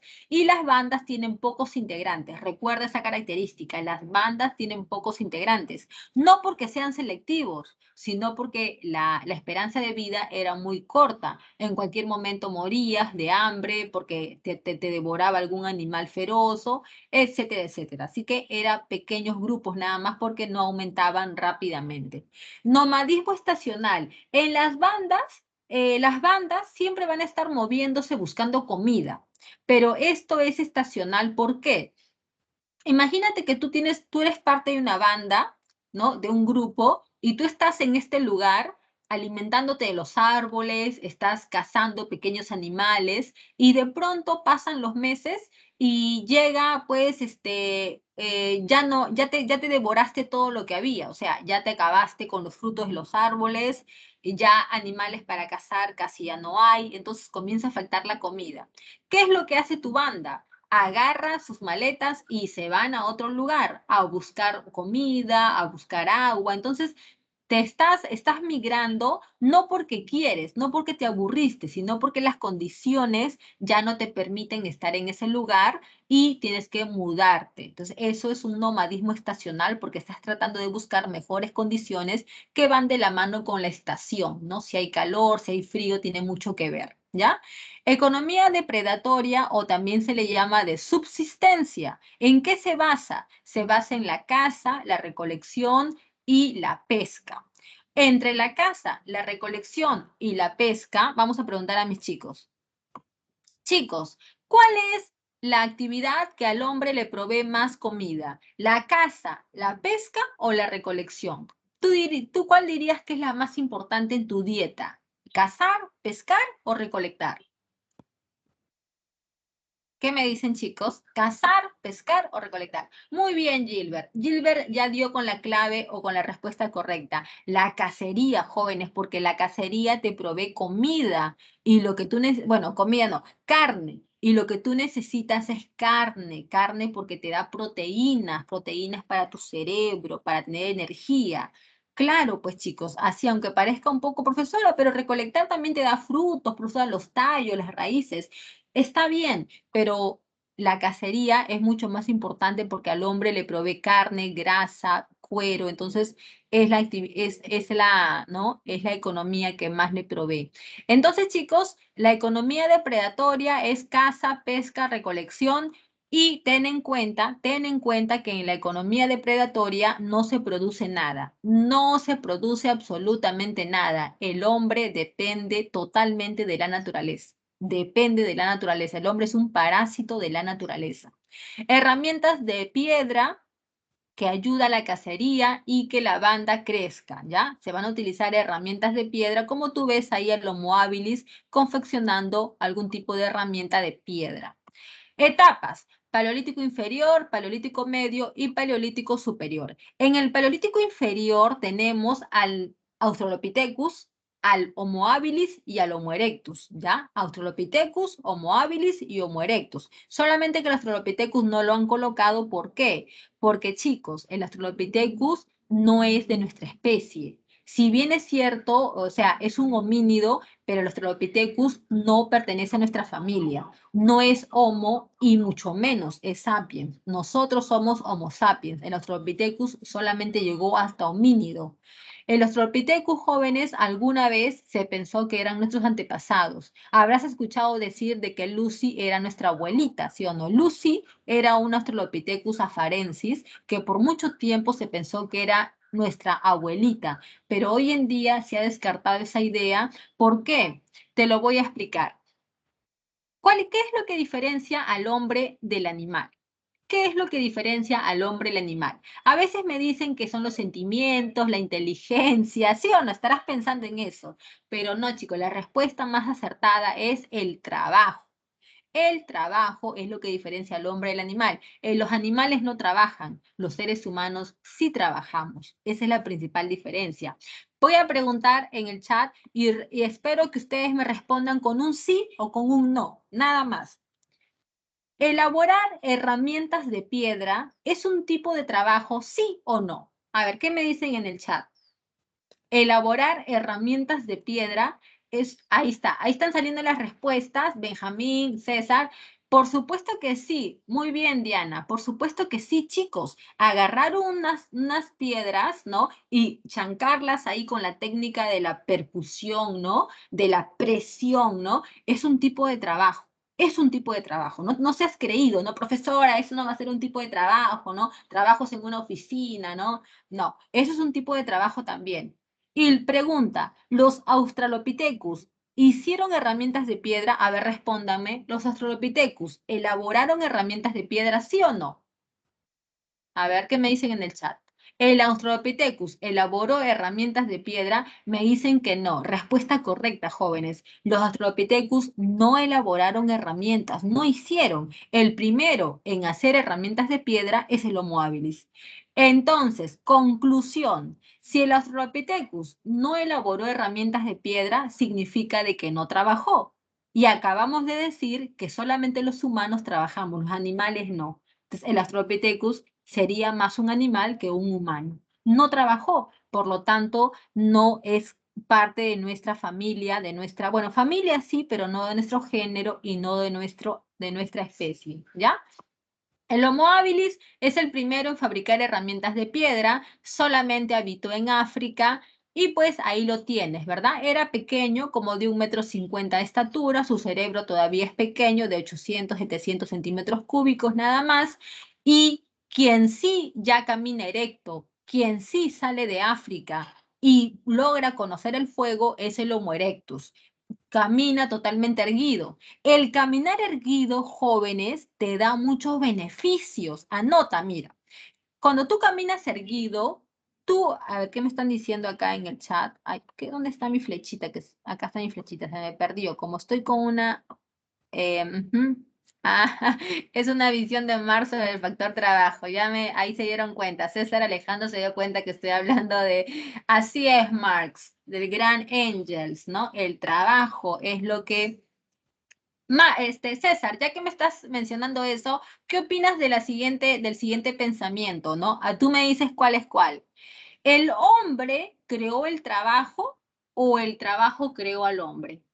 Ah, quédense con esa pregunta, ¿ya? ¿El hombre creó el trabajo o el trabajo creó al hombre? Ah, bueno, chicos, cuando tú caminas totalmente erguido, tu cabeza se coloca en posición vertical con respecto a tu espalda, ¿no? De esta manera. Entonces, ¿eso en qué te ayuda? Lo que te va a ayudar a esos jóvenes es que tu cerebro, tu cabeza, va a poder recibir mejor y más rápidamente lo que es la sangre, ¿no? La sangre va a llegar más rápidamente al cerebro y la sangre trae el oxígeno. Entonces, gracias a ello, el cerebro va a poder, ¿no? Desarrollarse con más facilidad y va a poder aumentar su tamaño con más facilidad. Ahora bien, cuando tú caminas erguido, también vas a poder tener una mayor estatura, ¿no? Una mayor estatura para poder ver lo que está alrededor con más facilidad, ¿no? O sea, te vas a sentir más grande, más poderoso, ¿no? Más confiado. Ahora, cuando tú también tienes esta posición erguida, tus extremidades inferiores, tus piernas, van a poder desarrollarse y alargarse más. El Erectus era alto, jóvenes, medía 1,70 m. Era alto, ¿sí o no? ¿Quién en el aula mide 1,70 m? Porque acá la profesora Pilar mide 1,50 m. Y alguien de 1,70 m es alto. Entonces, el Homo erectus, a diferencia del habilis, era alto, de 1,70 m, porque tenía las piernas largas. Y al tener las piernas largas, podía trasladarse a lugares más lejanos. ¿Por qué crees que el Erectus llegó hasta Asia y llegó hasta Europa? ¿Por qué crees? Porque pudo desplazarse a lugares más lejanos. ¿Te das cuenta? ¿Por qué el habilis no lo hizo? Por muchos factores, ¿no? Cerebro más pequeño, menos ideas, extremidades más cortas, la espalda no le ayudaba. Entonces, vamos a ver, chicos, eso, ¿ya? Muy bien, por ahí César me dice, me cambia la pregunta, ¿no? ¿El hombre crea cultura o la cultura creó al hombre? Ahí está, es un debate, ¿no, César? Muy bien, César, ahí con la pregunta, con la interrogante. Hay que volver, volvamos por acá. Chicos, entonces dejemos al Erectus, al Habilis. Vamos con en el Paleolítico Medio tenemos al Neandertal. El Neandertal es es un homo maravilloso, jóvenes, se parece bastante a nosotros. Inclusive se dice que el Neandertal y el Homo sapiens se conocieron, jóvenes, se conocieron. De repente hasta se enamoraron. ¿Quién sabe, sí o no? Una Neandertal con un sapiens, la Neandertal era muy guapa y el sapiens se enamoró de ella, ¿sí o no? Pero ¿qué crees? ¿Sabes cuál es lo triste? Que no hubiera sido posible la unión, jóvenes, no hubiera sido posible. La reproducción entre ellos no hubiera llevado a nada, porque sería como cruzar a un gatito con un ser humano, para que tú te hagas una idea, ¿no? De lo radical, ¿no? O sea, no hubo forma de que ellos se pudieran reproducir, ¿ya? Porque estamos hablando de dos especies distintas. Nosotros somos especies sapiens. El habilis erectus y neandertal no son sapiens, son de otra especie. Entonces, jóvenes, neandertal fue un homínido bastante desarrollado, muy parecido a nosotros. En la capacidad craneal tenía el mismo tamaño que nosotros. El neandertal, su cerebro medía 1,500 a 1,600 centímetros cúbicos. El de los seres humanos actuales también mide exactamente lo mismo, así que teníamos bastante parecido con ellos. El neandertal enterraba a sus muertos, le colocaba ofrendas, le colocaba comida, armas de piedra, porque pensaba que en la otra vida esa persona iba a seguir viviendo. A eso se le llaman ideas mágico-religiosas. Ahora, el neandertal también desarrolla lenguaje articulado. ¿Ah? Escucha bien, a tu profesor de lenguaje pregúntale, profesor, ¿cuál es la diferencia entre el lenguaje articulado y no articulado? Ah, es que el no articulado no utiliza palabras, ¿no? Solamente pues es táctil, lenguaje visual, ¿no? En cambio, el lenguaje articulado es pues por medio de la palabra, ¿no? Escrito o hablado. Bueno, en este caso es hablado porque Neandertal no escribe nada, ¿verdad? Entonces, jóvenes, en Neandertal desarrolla el lenguaje articulado. Eso tiene que ver con la maduración de los órganos del habla, ¿no? La laringe, la faringe, o sea, tiene que madurar las cuerdas vocales. Sin cuerdas vocales nadie podría hablar. Eso lleva un proceso largo. El habilis y el erectus no hablaban porque faltaba la maduración de esto. En Neandertal ya lo tiene completado, así que va a poder emitir sonidos. Pero además, jóvenes, el lenguaje también es consecuencia del pensamiento. Pensamiento. ¿Acaso tú no has escuchado cuando dicen que antes de hablar tienes que pensar? A ver, ¿quién en el aula, acá en el aula me va a decir, me va a confesar que cuando habla no piensa? César, tú cuando hablas piensas, tienes que pensar antes de hablar, ¿sí o no? ¿O quién habla sin pensar acá? Nadie, ¿sí o no? Todos y profesora, qué roche, ¿cómo voy a admitir que hablo sin pensar? Entonces, hay que llevar eso a lo más profundo. O sea, el lenguaje es una consecuencia del pensamiento. Porque pienso, hablo. Tengo tantas ideas que quiero compartirlas con el resto del grupo que necesito utilizar un medio con el cual, ¿no?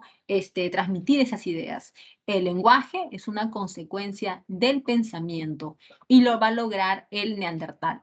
Cuando llega el sapiens, en el Paleolítico Superior, el sapiens somos nosotros mismos que vamos a poblar todo el mundo, vamos a ir a Oceanía, a América, vamos a desarrollar arte. El arte parietal son las pinturas rupestres y el arte mobiliar son las esculturas, como la que tú ves acá en la imagen, esta pequeña escultura de piedra con forma femenina, voluptuosa, que representan a mujeres, ¿verdad? Y es como que un culto a la fertilidad, ¿no? Una mujer gordita puede tener hijos sanos, fuertes, y justamente la banda es lo que necesita hijos fuertes y sanos, no hijos flacos, endebles, que se van a morir rápidamente. Así que se va a, digamos que, dar esta, ¿no? Esta preferencia por las mujeres gorditas por el tema de la fertilidad, ¿ya? Entonces, ese es el arte mobiliario. El Mesolítico es una etapa de transición entre el Pleistoceno al Holoceno. Pleistoceno ya les quedó claro que es frío, gracias a las glaciaciones, ¿verdad? Así que, por favor, Pleistoceno es un periodo frío gracias a las glaciaciones, mientras que el Holoceno es una etapa calurosa, porque ya no hay glaciaciones. Escucha bien, ¿ah? Ya no hay glaciaciones. ¿Hace cuánto tiempo empezó el Holoceno? Hace aproximadamente unos 10.000 años antes de Cristo, ¿ya? Hace 10.000 años antes de Cristo estamos en lo que se conoce como Holoceno, que es el clima caluroso tropical que hoy en día tiene el planeta Tierra. Gracias a este tránsito de frío a calor, muchas cosas van a cambiar. Hay plantas que van a extinguirse, hay animales que van a migrar, hay muchos cambios. Por ejemplo, el hombre comienza a desarrollar horticultura y domesticar animales. No te voy a poder profundizar cómo fue todo esto. De repente la siguiente semana, cuando hablemos acá de Telarmachay, Jaiwamachay, Piquimachay, podamos mencionar un poco de eso, pero por el momento no. Lo que sí te digo es que la horticultura es como una agricultura incipiente. Es una agricultura que no tiene mucha experiencia y que se hace en espacios pequeños.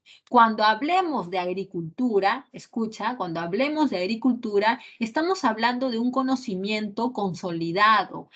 Estamos hablando de que tú ya sabes qué cultivar, cuánto tiempo vas a tardar, qué técnicas de irrigación vas a utilizar.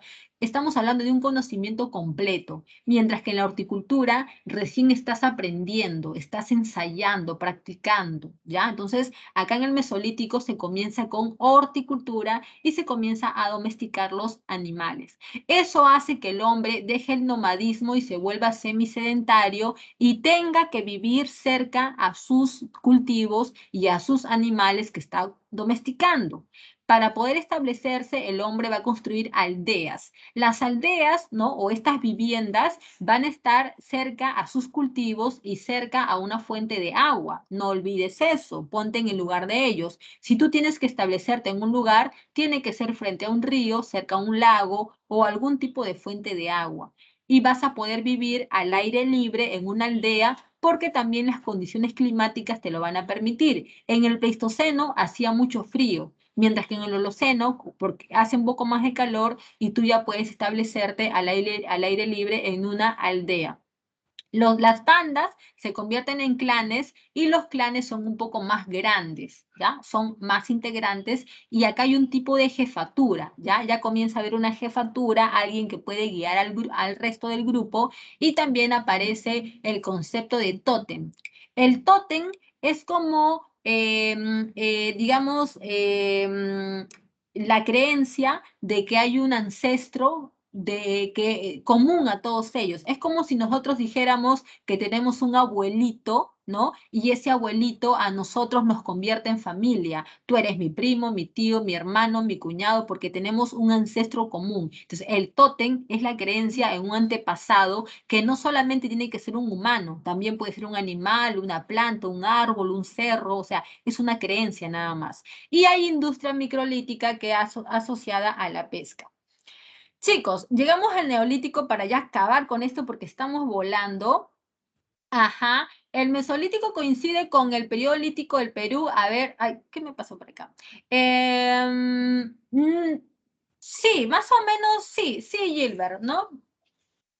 Un poquito, o sea, el lítico en el Perú tiene 12.000 años. comienza hace 12.000 años antes de Cristo y el Mesolítico comienza hace 10.000 años. O sea que hay unos 2, 3.000 años que estaban fuera, pero básicamente podríamos decir que sí, pues, ¿no? Que acá el lítico ya coincide con el Mesolítico.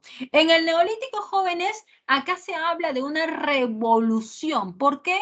Porque acá se da la agricultura y la ganadería, dos actividades que son productivas. A través de la agricultura y la ganadería, tú vas a producir tu alimento. Ya no vas a depender de la naturaleza, ya no vas a ser un parásito de la naturaleza. Ahora tú produces.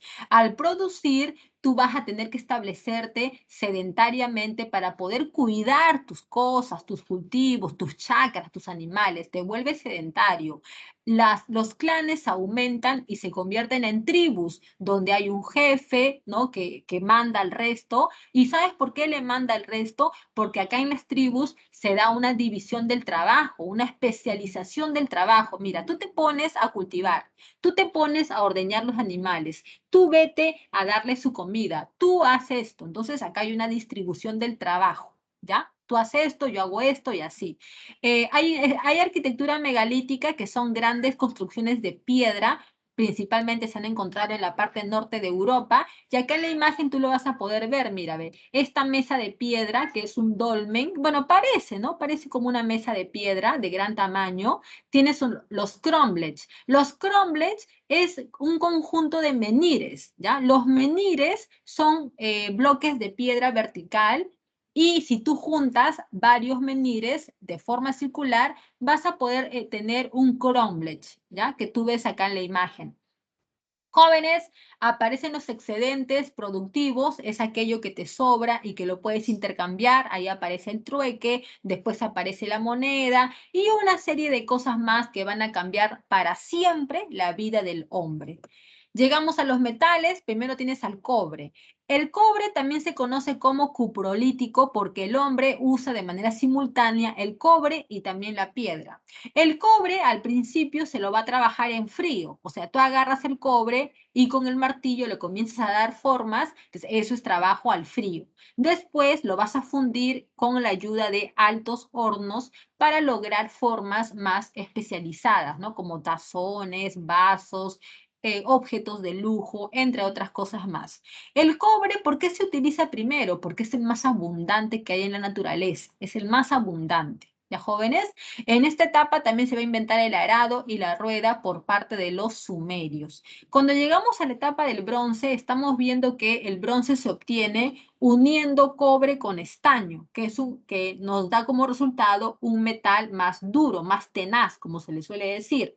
En esta etapa las tribus desaparecen y se convierten en ciudades y se van a comenzar a multiplicar porque la gente también comienza a aumentar, o sea, la esperanza de vida aumenta y al aumentar, ¿no? la población también aumentan las ciudades, que es como centros administrativos donde aparece una religión, donde aparece el Estado, donde aparecen los primeros gobernantes. Los primeros estados que van a haber en el mundo van a ser de tipo teocráticos porque los que van a gobernar son los sacerdotes en nombre de los dioses, ¿ya? Y también van a aparecer los primeros imperios militaristas como la India, la China, Egipto, Mesopotamia, y aparece la escritura ideográfica como la de los fenicios, bueno, fenicios no, la de los jeroglíficos y la cuneiforme.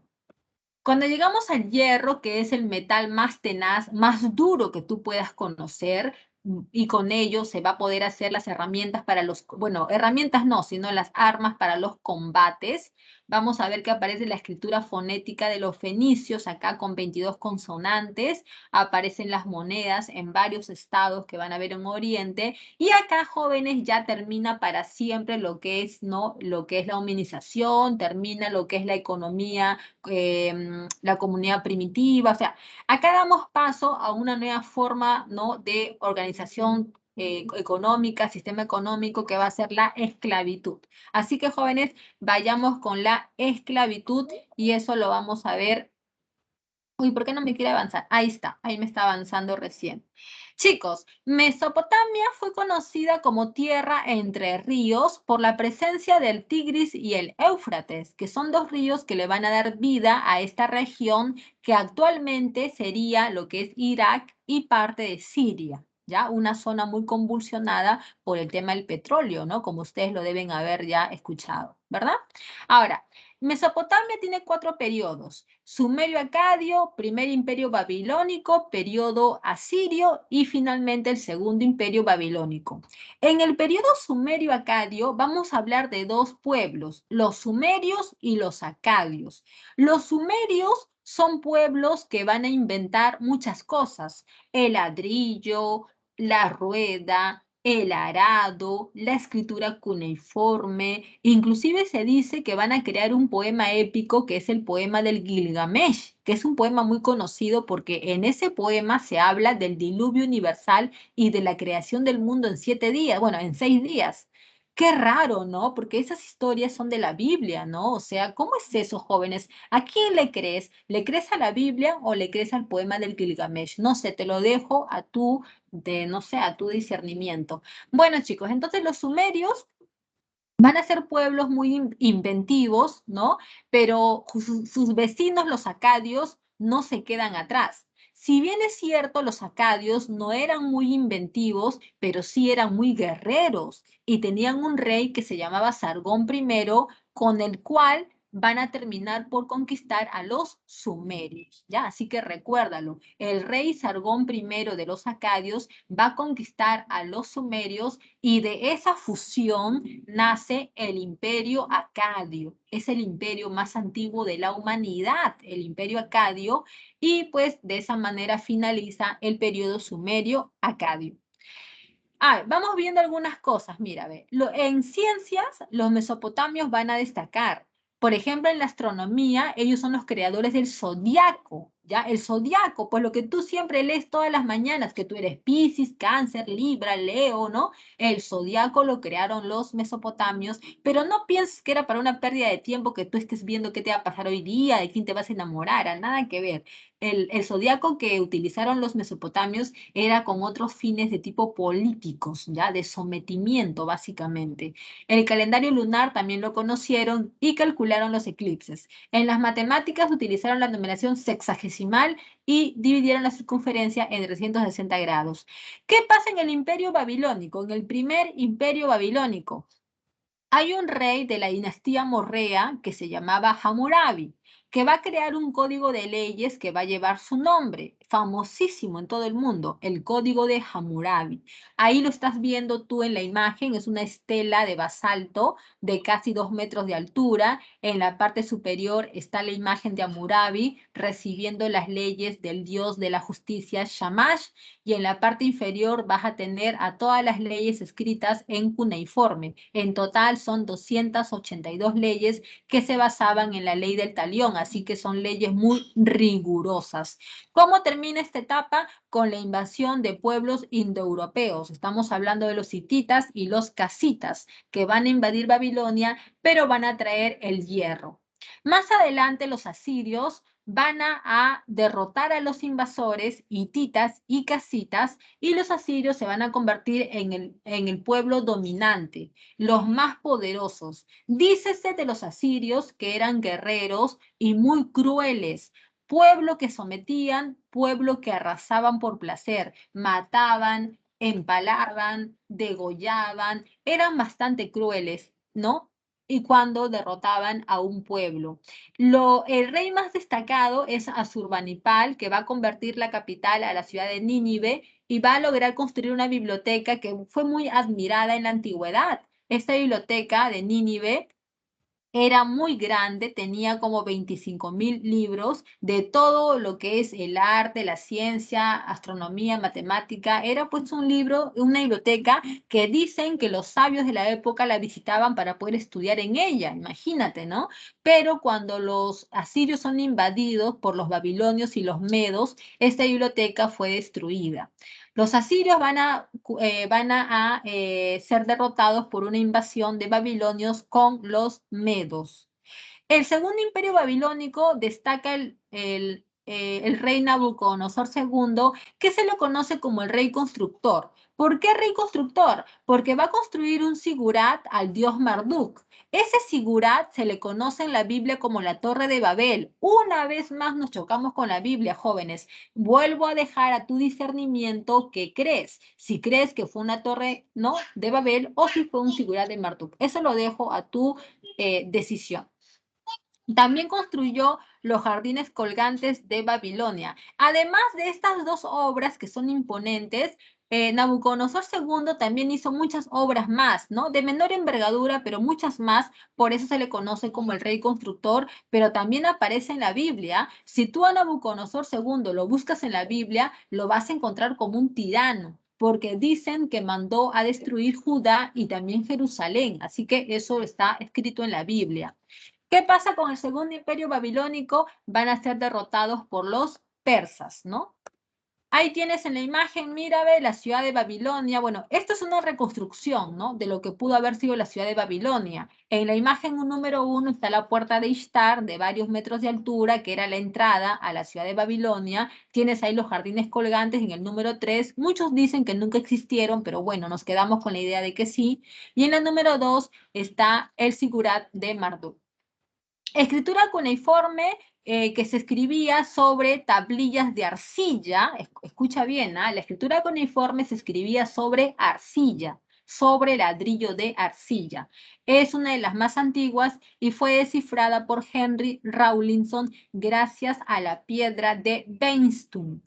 En la arquitectura utilizaron el ladrillo, el adobe, la arcilla, y lo que destacan son sus templos que se llamaban sigurats. Como tú puedes ver en la imagen, son templos muy altos y lo que más destaca son las escaleras, que son escaleras larguísimas que parecen que llegaran hasta el cielo. Son politeístas, adoraron a muchos dioses con forma humana. ¿Ya, jóvenes? Los egipcios se van a ubicar en la parte noreste de África. Como tú puedes ver acá en la imagen, están en la parte noreste de África. Por el norte limitan con el mar Mediterráneo, por el este limitan con el desierto de Arabia, el mar Rojo, ¿no? El mar Rojo que según la Biblia Moisés lo abrió, ¿no?, para poder cruzar, ¿verdad? Y por el oeste y el sur van a limitar con desierto, el desierto de Libia y el desierto de Nubia. Profesora, Egipto es puro desierto. Mire, usted mire la imagen, desierto de Arabia, desierto de Libia, desierto de Nubia, es puro desierto. Entonces, ¿cómo se explica que los egipcios se hayan convertido en una civilización tan poderosa, tan desarrollada, tan sorprendente? Jóvenes, gracias a la presencia del río Nilo. Heródoto lo dijo hace miles de años. Egipto es un don del Nilo, jóvenes. ¿Qué significa? Que Egipto existió gracias a la existencia del río Nilo, ¿ya? Así que no olvidemos la gran importancia del río Nilo. En el Bajo Egipto, que está hacia el norte, vamos a encontrar que se ubicaron las grandes pirámides que hoy en día son espectaculares por su gran tamaño. Y en la parte del Alto Egipto, que está al sur, vamos a encontrar que es una zona de valles más estrechos, ¿ya, jóvenes? Así que diferenciemos Bajo Egipto al norte y Alto Egipto al sur. Jóvenes, en medicina los egipcios fueron espectaculares, ¿ah? Nadie les gana. Supieron curar enfermedades, traumatología, supieron de odontología, curaban caries, ¿no? Dolores, sacaban dientes. En ginecología también, ¿ah? Las mujeres egipcias sabían cómo provocar un legrado, tú me entiendes, ¿verdad? Sabían cómo saber si estaban embarazadas, cómo cuidarse, también sabían muy bien cómo hacer eso, imagínate. Así que en ginecología eran bastante buenas. Y la momificación. La momificación es una técnica que solamente se emplea para la gente de la nobleza. Llámese faraón, llámese pues el visir, el sacerdote, solamente es para la gente de clase alta. Y es una técnica que sirve para preservar el cuerpo del difunto para que pueda pues no irse a la otra vida. Porque recuerden que los egipcios creían en la vida después de la muerte. ¿Ya, jóvenes? Calendario solar, eso ya es parte de sus ciencias, ¿verdad? Ellos crearon el calendario solar de 365 días. En matemática conocieron la numeración decimal y el cálculo del 3.14, ¿no? El pi. Bien, vamos avanzando porque estamos volando en el tiempo. Periodos históricos. Tenemos 5 periodos. En el periodo Tinita, que es un periodo legendario, vamos a tener acá la presencia del primer faraón. ¿Quién es ese primer faraón, profesora? Se llamaba Menes Narmer o también lo conocían como el rey escorpión. ¿Ya, jóvenes? Mira, algunos dicen que este personaje no existió, pero ¿cuál sería una prueba para decir que sí existió? La paleta de Narmer, jóvenes, que ustedes ven acá en la imagen. Esta paleta de Narmer es muy importante porque aparece la imagen de este personaje y no solamente eso, sino que aparece con las dos coronas, ¿ya? ¿Cómo es eso, profesora, de las dos coronas? Ah, ya. Lo que pasa, jóvenes, es que en el antiguo Egipto, había, vamos a volver atrás, mira, vamos a volver atrás acá.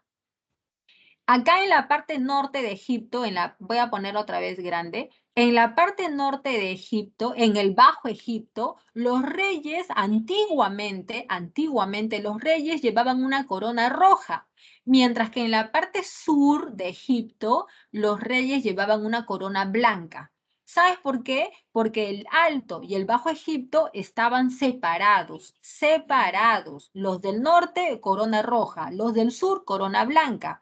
Cuando Menes aparece en esta paleta, aparece con las dos coronas, la corona blanca y con la corona roja. ¿Qué significa eso? Significa que este personaje ha unificado el Alto y el Bajo Egipto. Ha logrado someter a ambas regiones, tanto norte como sur. Por lo tanto, él se convierte en el primer rey a lo que los griegos llamaban faraón. Escucha bien, ¿ah? Los egipcios a su gobernante dicen que nunca los llamaron faraones, solamente les decían rey, gobernante, majestad, como tú lo quieras decir. Los griegos son los que más adelante a los reyes egipcios lo van a llamar faraones, ¿ya? Así que ahí tienes al primer faraón que fue Narmer porque unificó el Alto y el Bajo Egipto. Muy bien. En el Imperio Antiguo tenemos que se van a lograr construir las grandes pirámides, Keops, Kefren y Miquerino en la explanada de Giza. Te digo una cosa, jóvenes, sin que profundicemos porque no tenemos tiempo.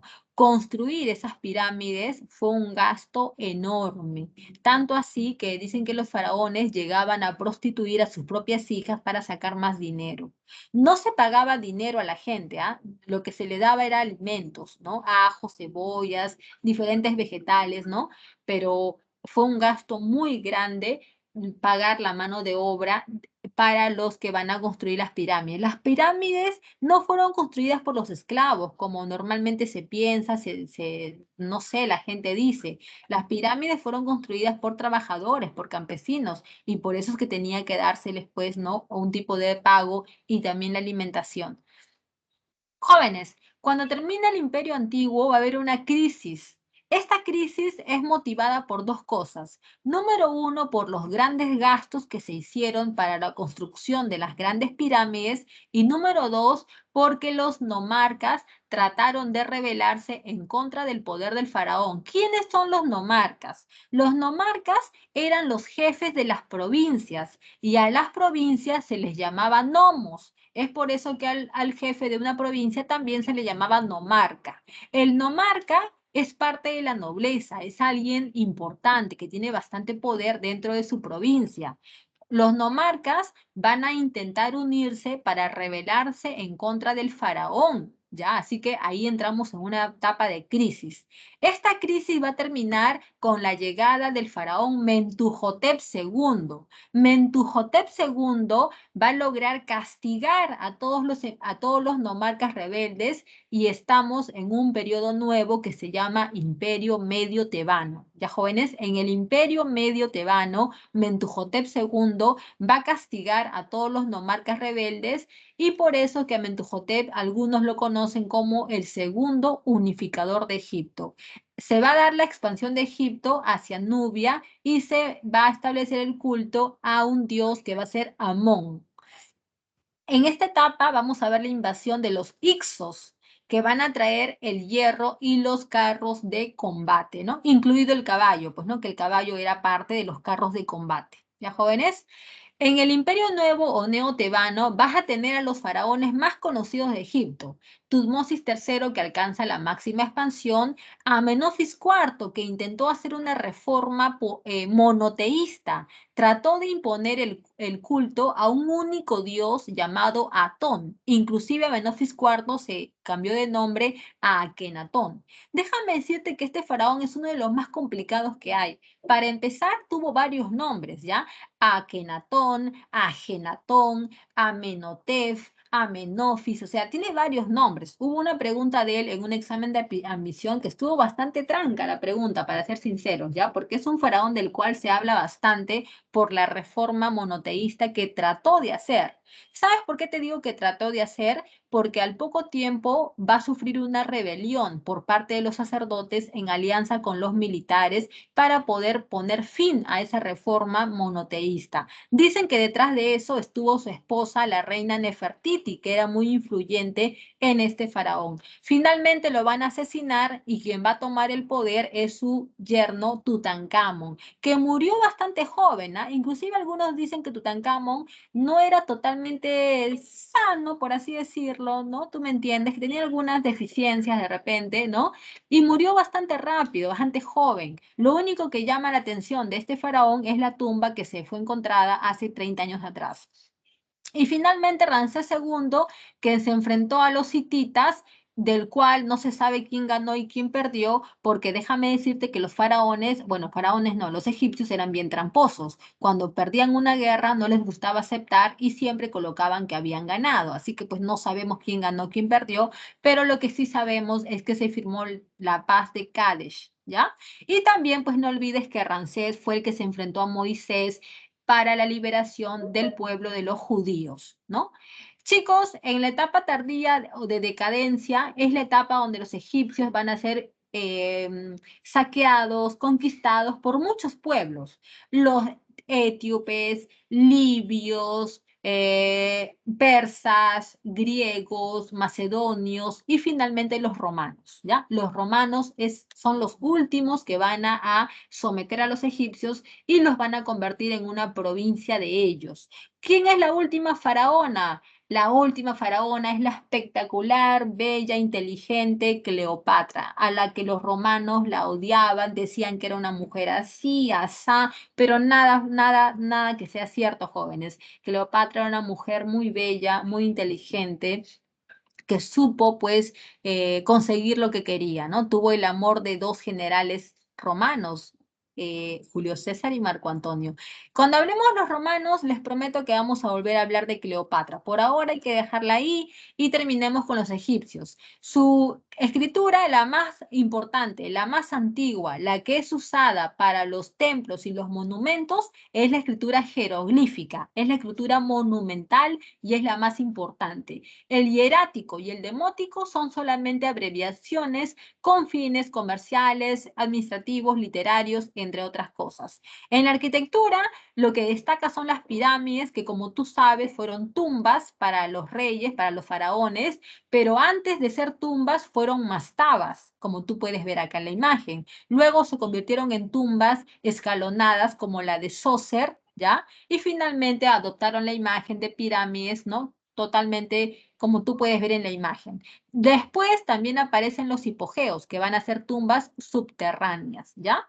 En cuanto a la religión, adoraron a muchos dioses, son solátricos porque adoraron a animales, ¿no? Que el buey, la abeja, el gato, ¿no?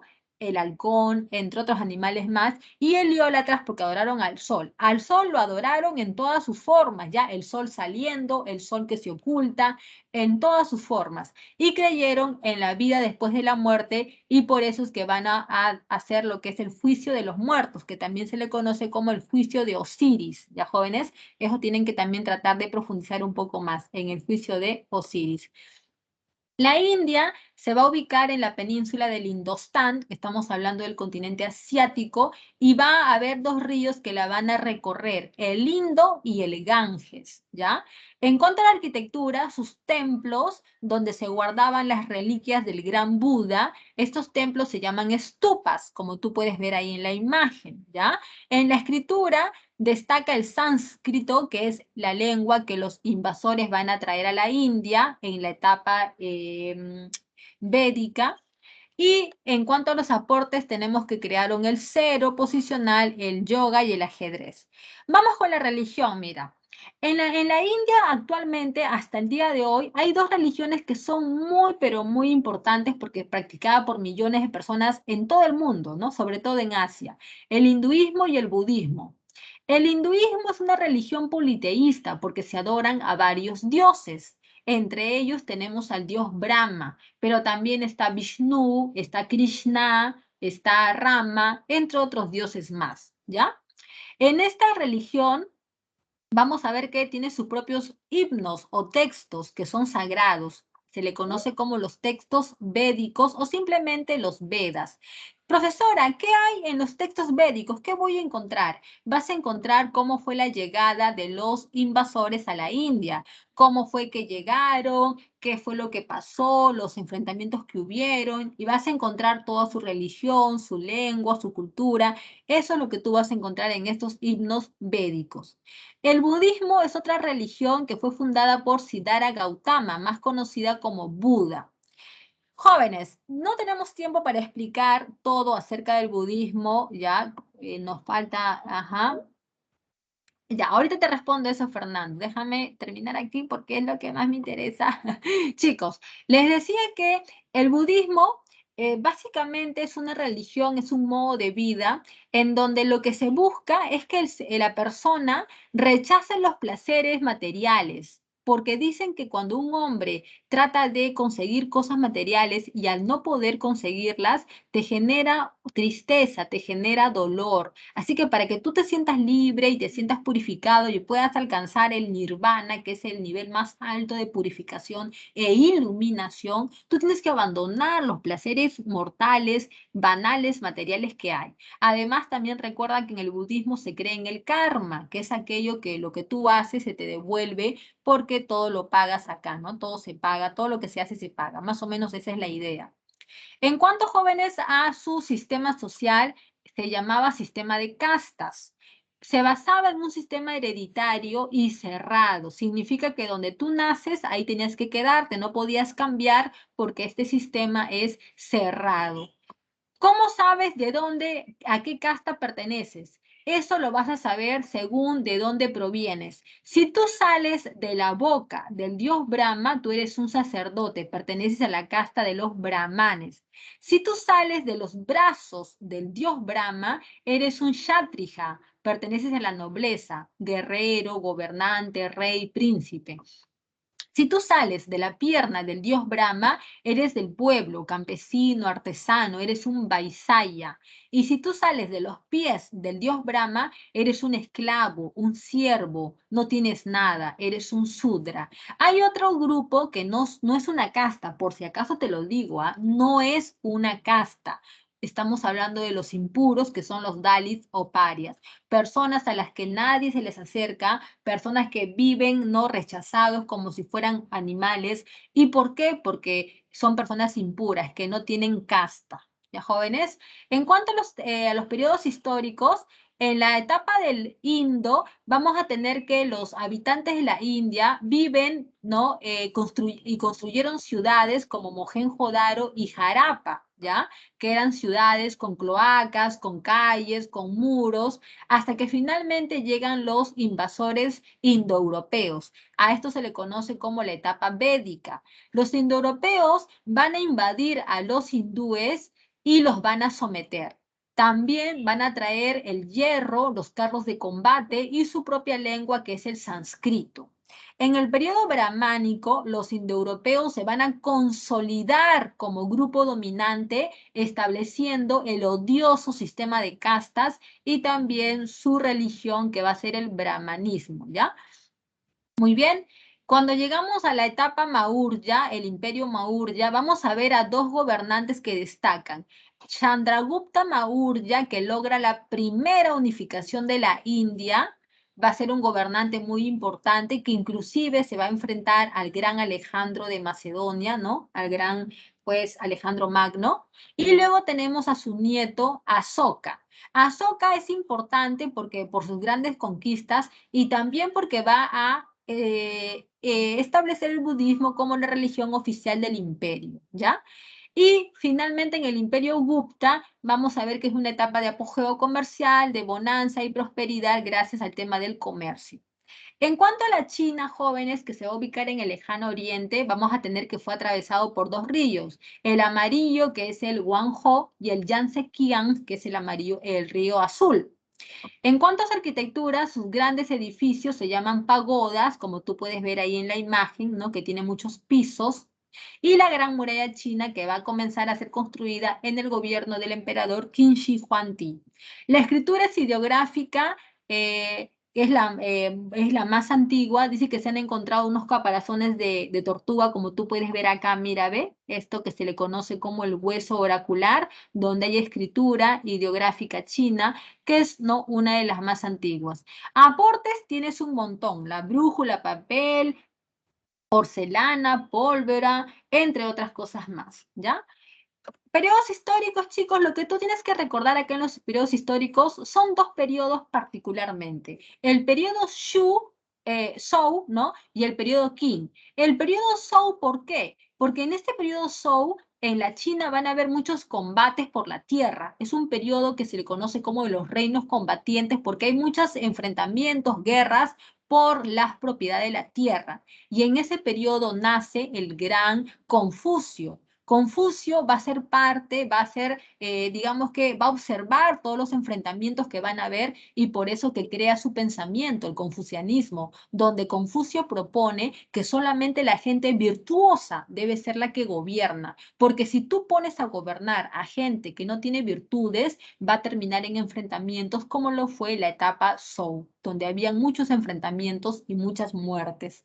También tienes a la dinastía Qing, donde aparece este primer emperador, es el que crea, él creó el título de emperador. Estamos hablando de Shi Huangdi, es el primer emperador de la China, que era un personaje que duró, que su gobierno fue corto, pero sus obras fueron grandes, ¿no? Establecer una única moneda, una única lengua, los soldados de terracota que los va a mandar a construir para que lo acompañen en la otra vida, comenzar la construcción de la muralla china, ¿no? Entre otras cosas más, ¿ya? Son las obras de Shi Huangdi que van a quedar por 1000 años más en la China. Y ya la dinastía Han básicamente es una dinastía donde se expande lo que es el comercio con la ruta de la seda para comunicar a Europa con África y Asia. Los pensamientos del confucianismo, que es uno de los más importantes de Oriente, y el taoísmo, que dice que tienes que vivir en armonía con la naturaleza. ¿Ya, jóvenes? Terminamos, chicos, así apuradísimos porque ya a partir de ahora vamos a poder medir nuestro tiempo. Les voy a dar las claves, por favor, anótenlos antes que nos olvidemos para responder la pregunta que hay por ahí. La número 1, por favor, marquen la clave avión, avión. La número 2, marquen barco, barco. La número 3, marquen dado. La número 4, barco. Y la número 5, avión. Ya, chicos, regreso al aula, me voy despidiendo, dejo de compartir. Me decían el bipedismo y la marcha bípeda. Ah, ya, ya. Chicos, el bipedismo. Hoy no, pero disculpen, es que ya dejé de compartir. A ver, quieren tomar. Tienen razón. Me había olvidado, chicos, me emocioné y me olvidé de la captura de pantalla. A ver, ya. Chicos, la marcha bípeda, ¿sabes cuál es la diferencia? Que cuando tú me dices marcha bípeda, la marcha bípeda es algo temporal, es lo que tienen los monos, ¿no? Que por momentos se levantan a 2 pies y pueden mantenerse caminando a 2 pies por un rato. Lo que tu mismo perrito podía hacer, ¿no? Tu perrito tú lo llamas, le haces jugar y tu perrito durante 1 minuto, 2 minutos puede caminar en 2 pies, pero eso no significa que tu perrito sea bípedo. Pudo tener una marcha bípeda temporal, un ratito, solamente es una marcha bípeda, pero el bipedismo ya es la adopción de caminar en 2 pies de manera pues permanente, ¿no? Totalmente. ¿Ya? Así que espero haber respondido a la pregunta, Fernando. Me despido, cuídense mucho, estudien y la siguiente semana nos reencontramos. Ya, chicos, disculpen los 2 minutos que les estoy robando. Ya, chao, chicos, cuídense mucho, nos vemos, hasta luego.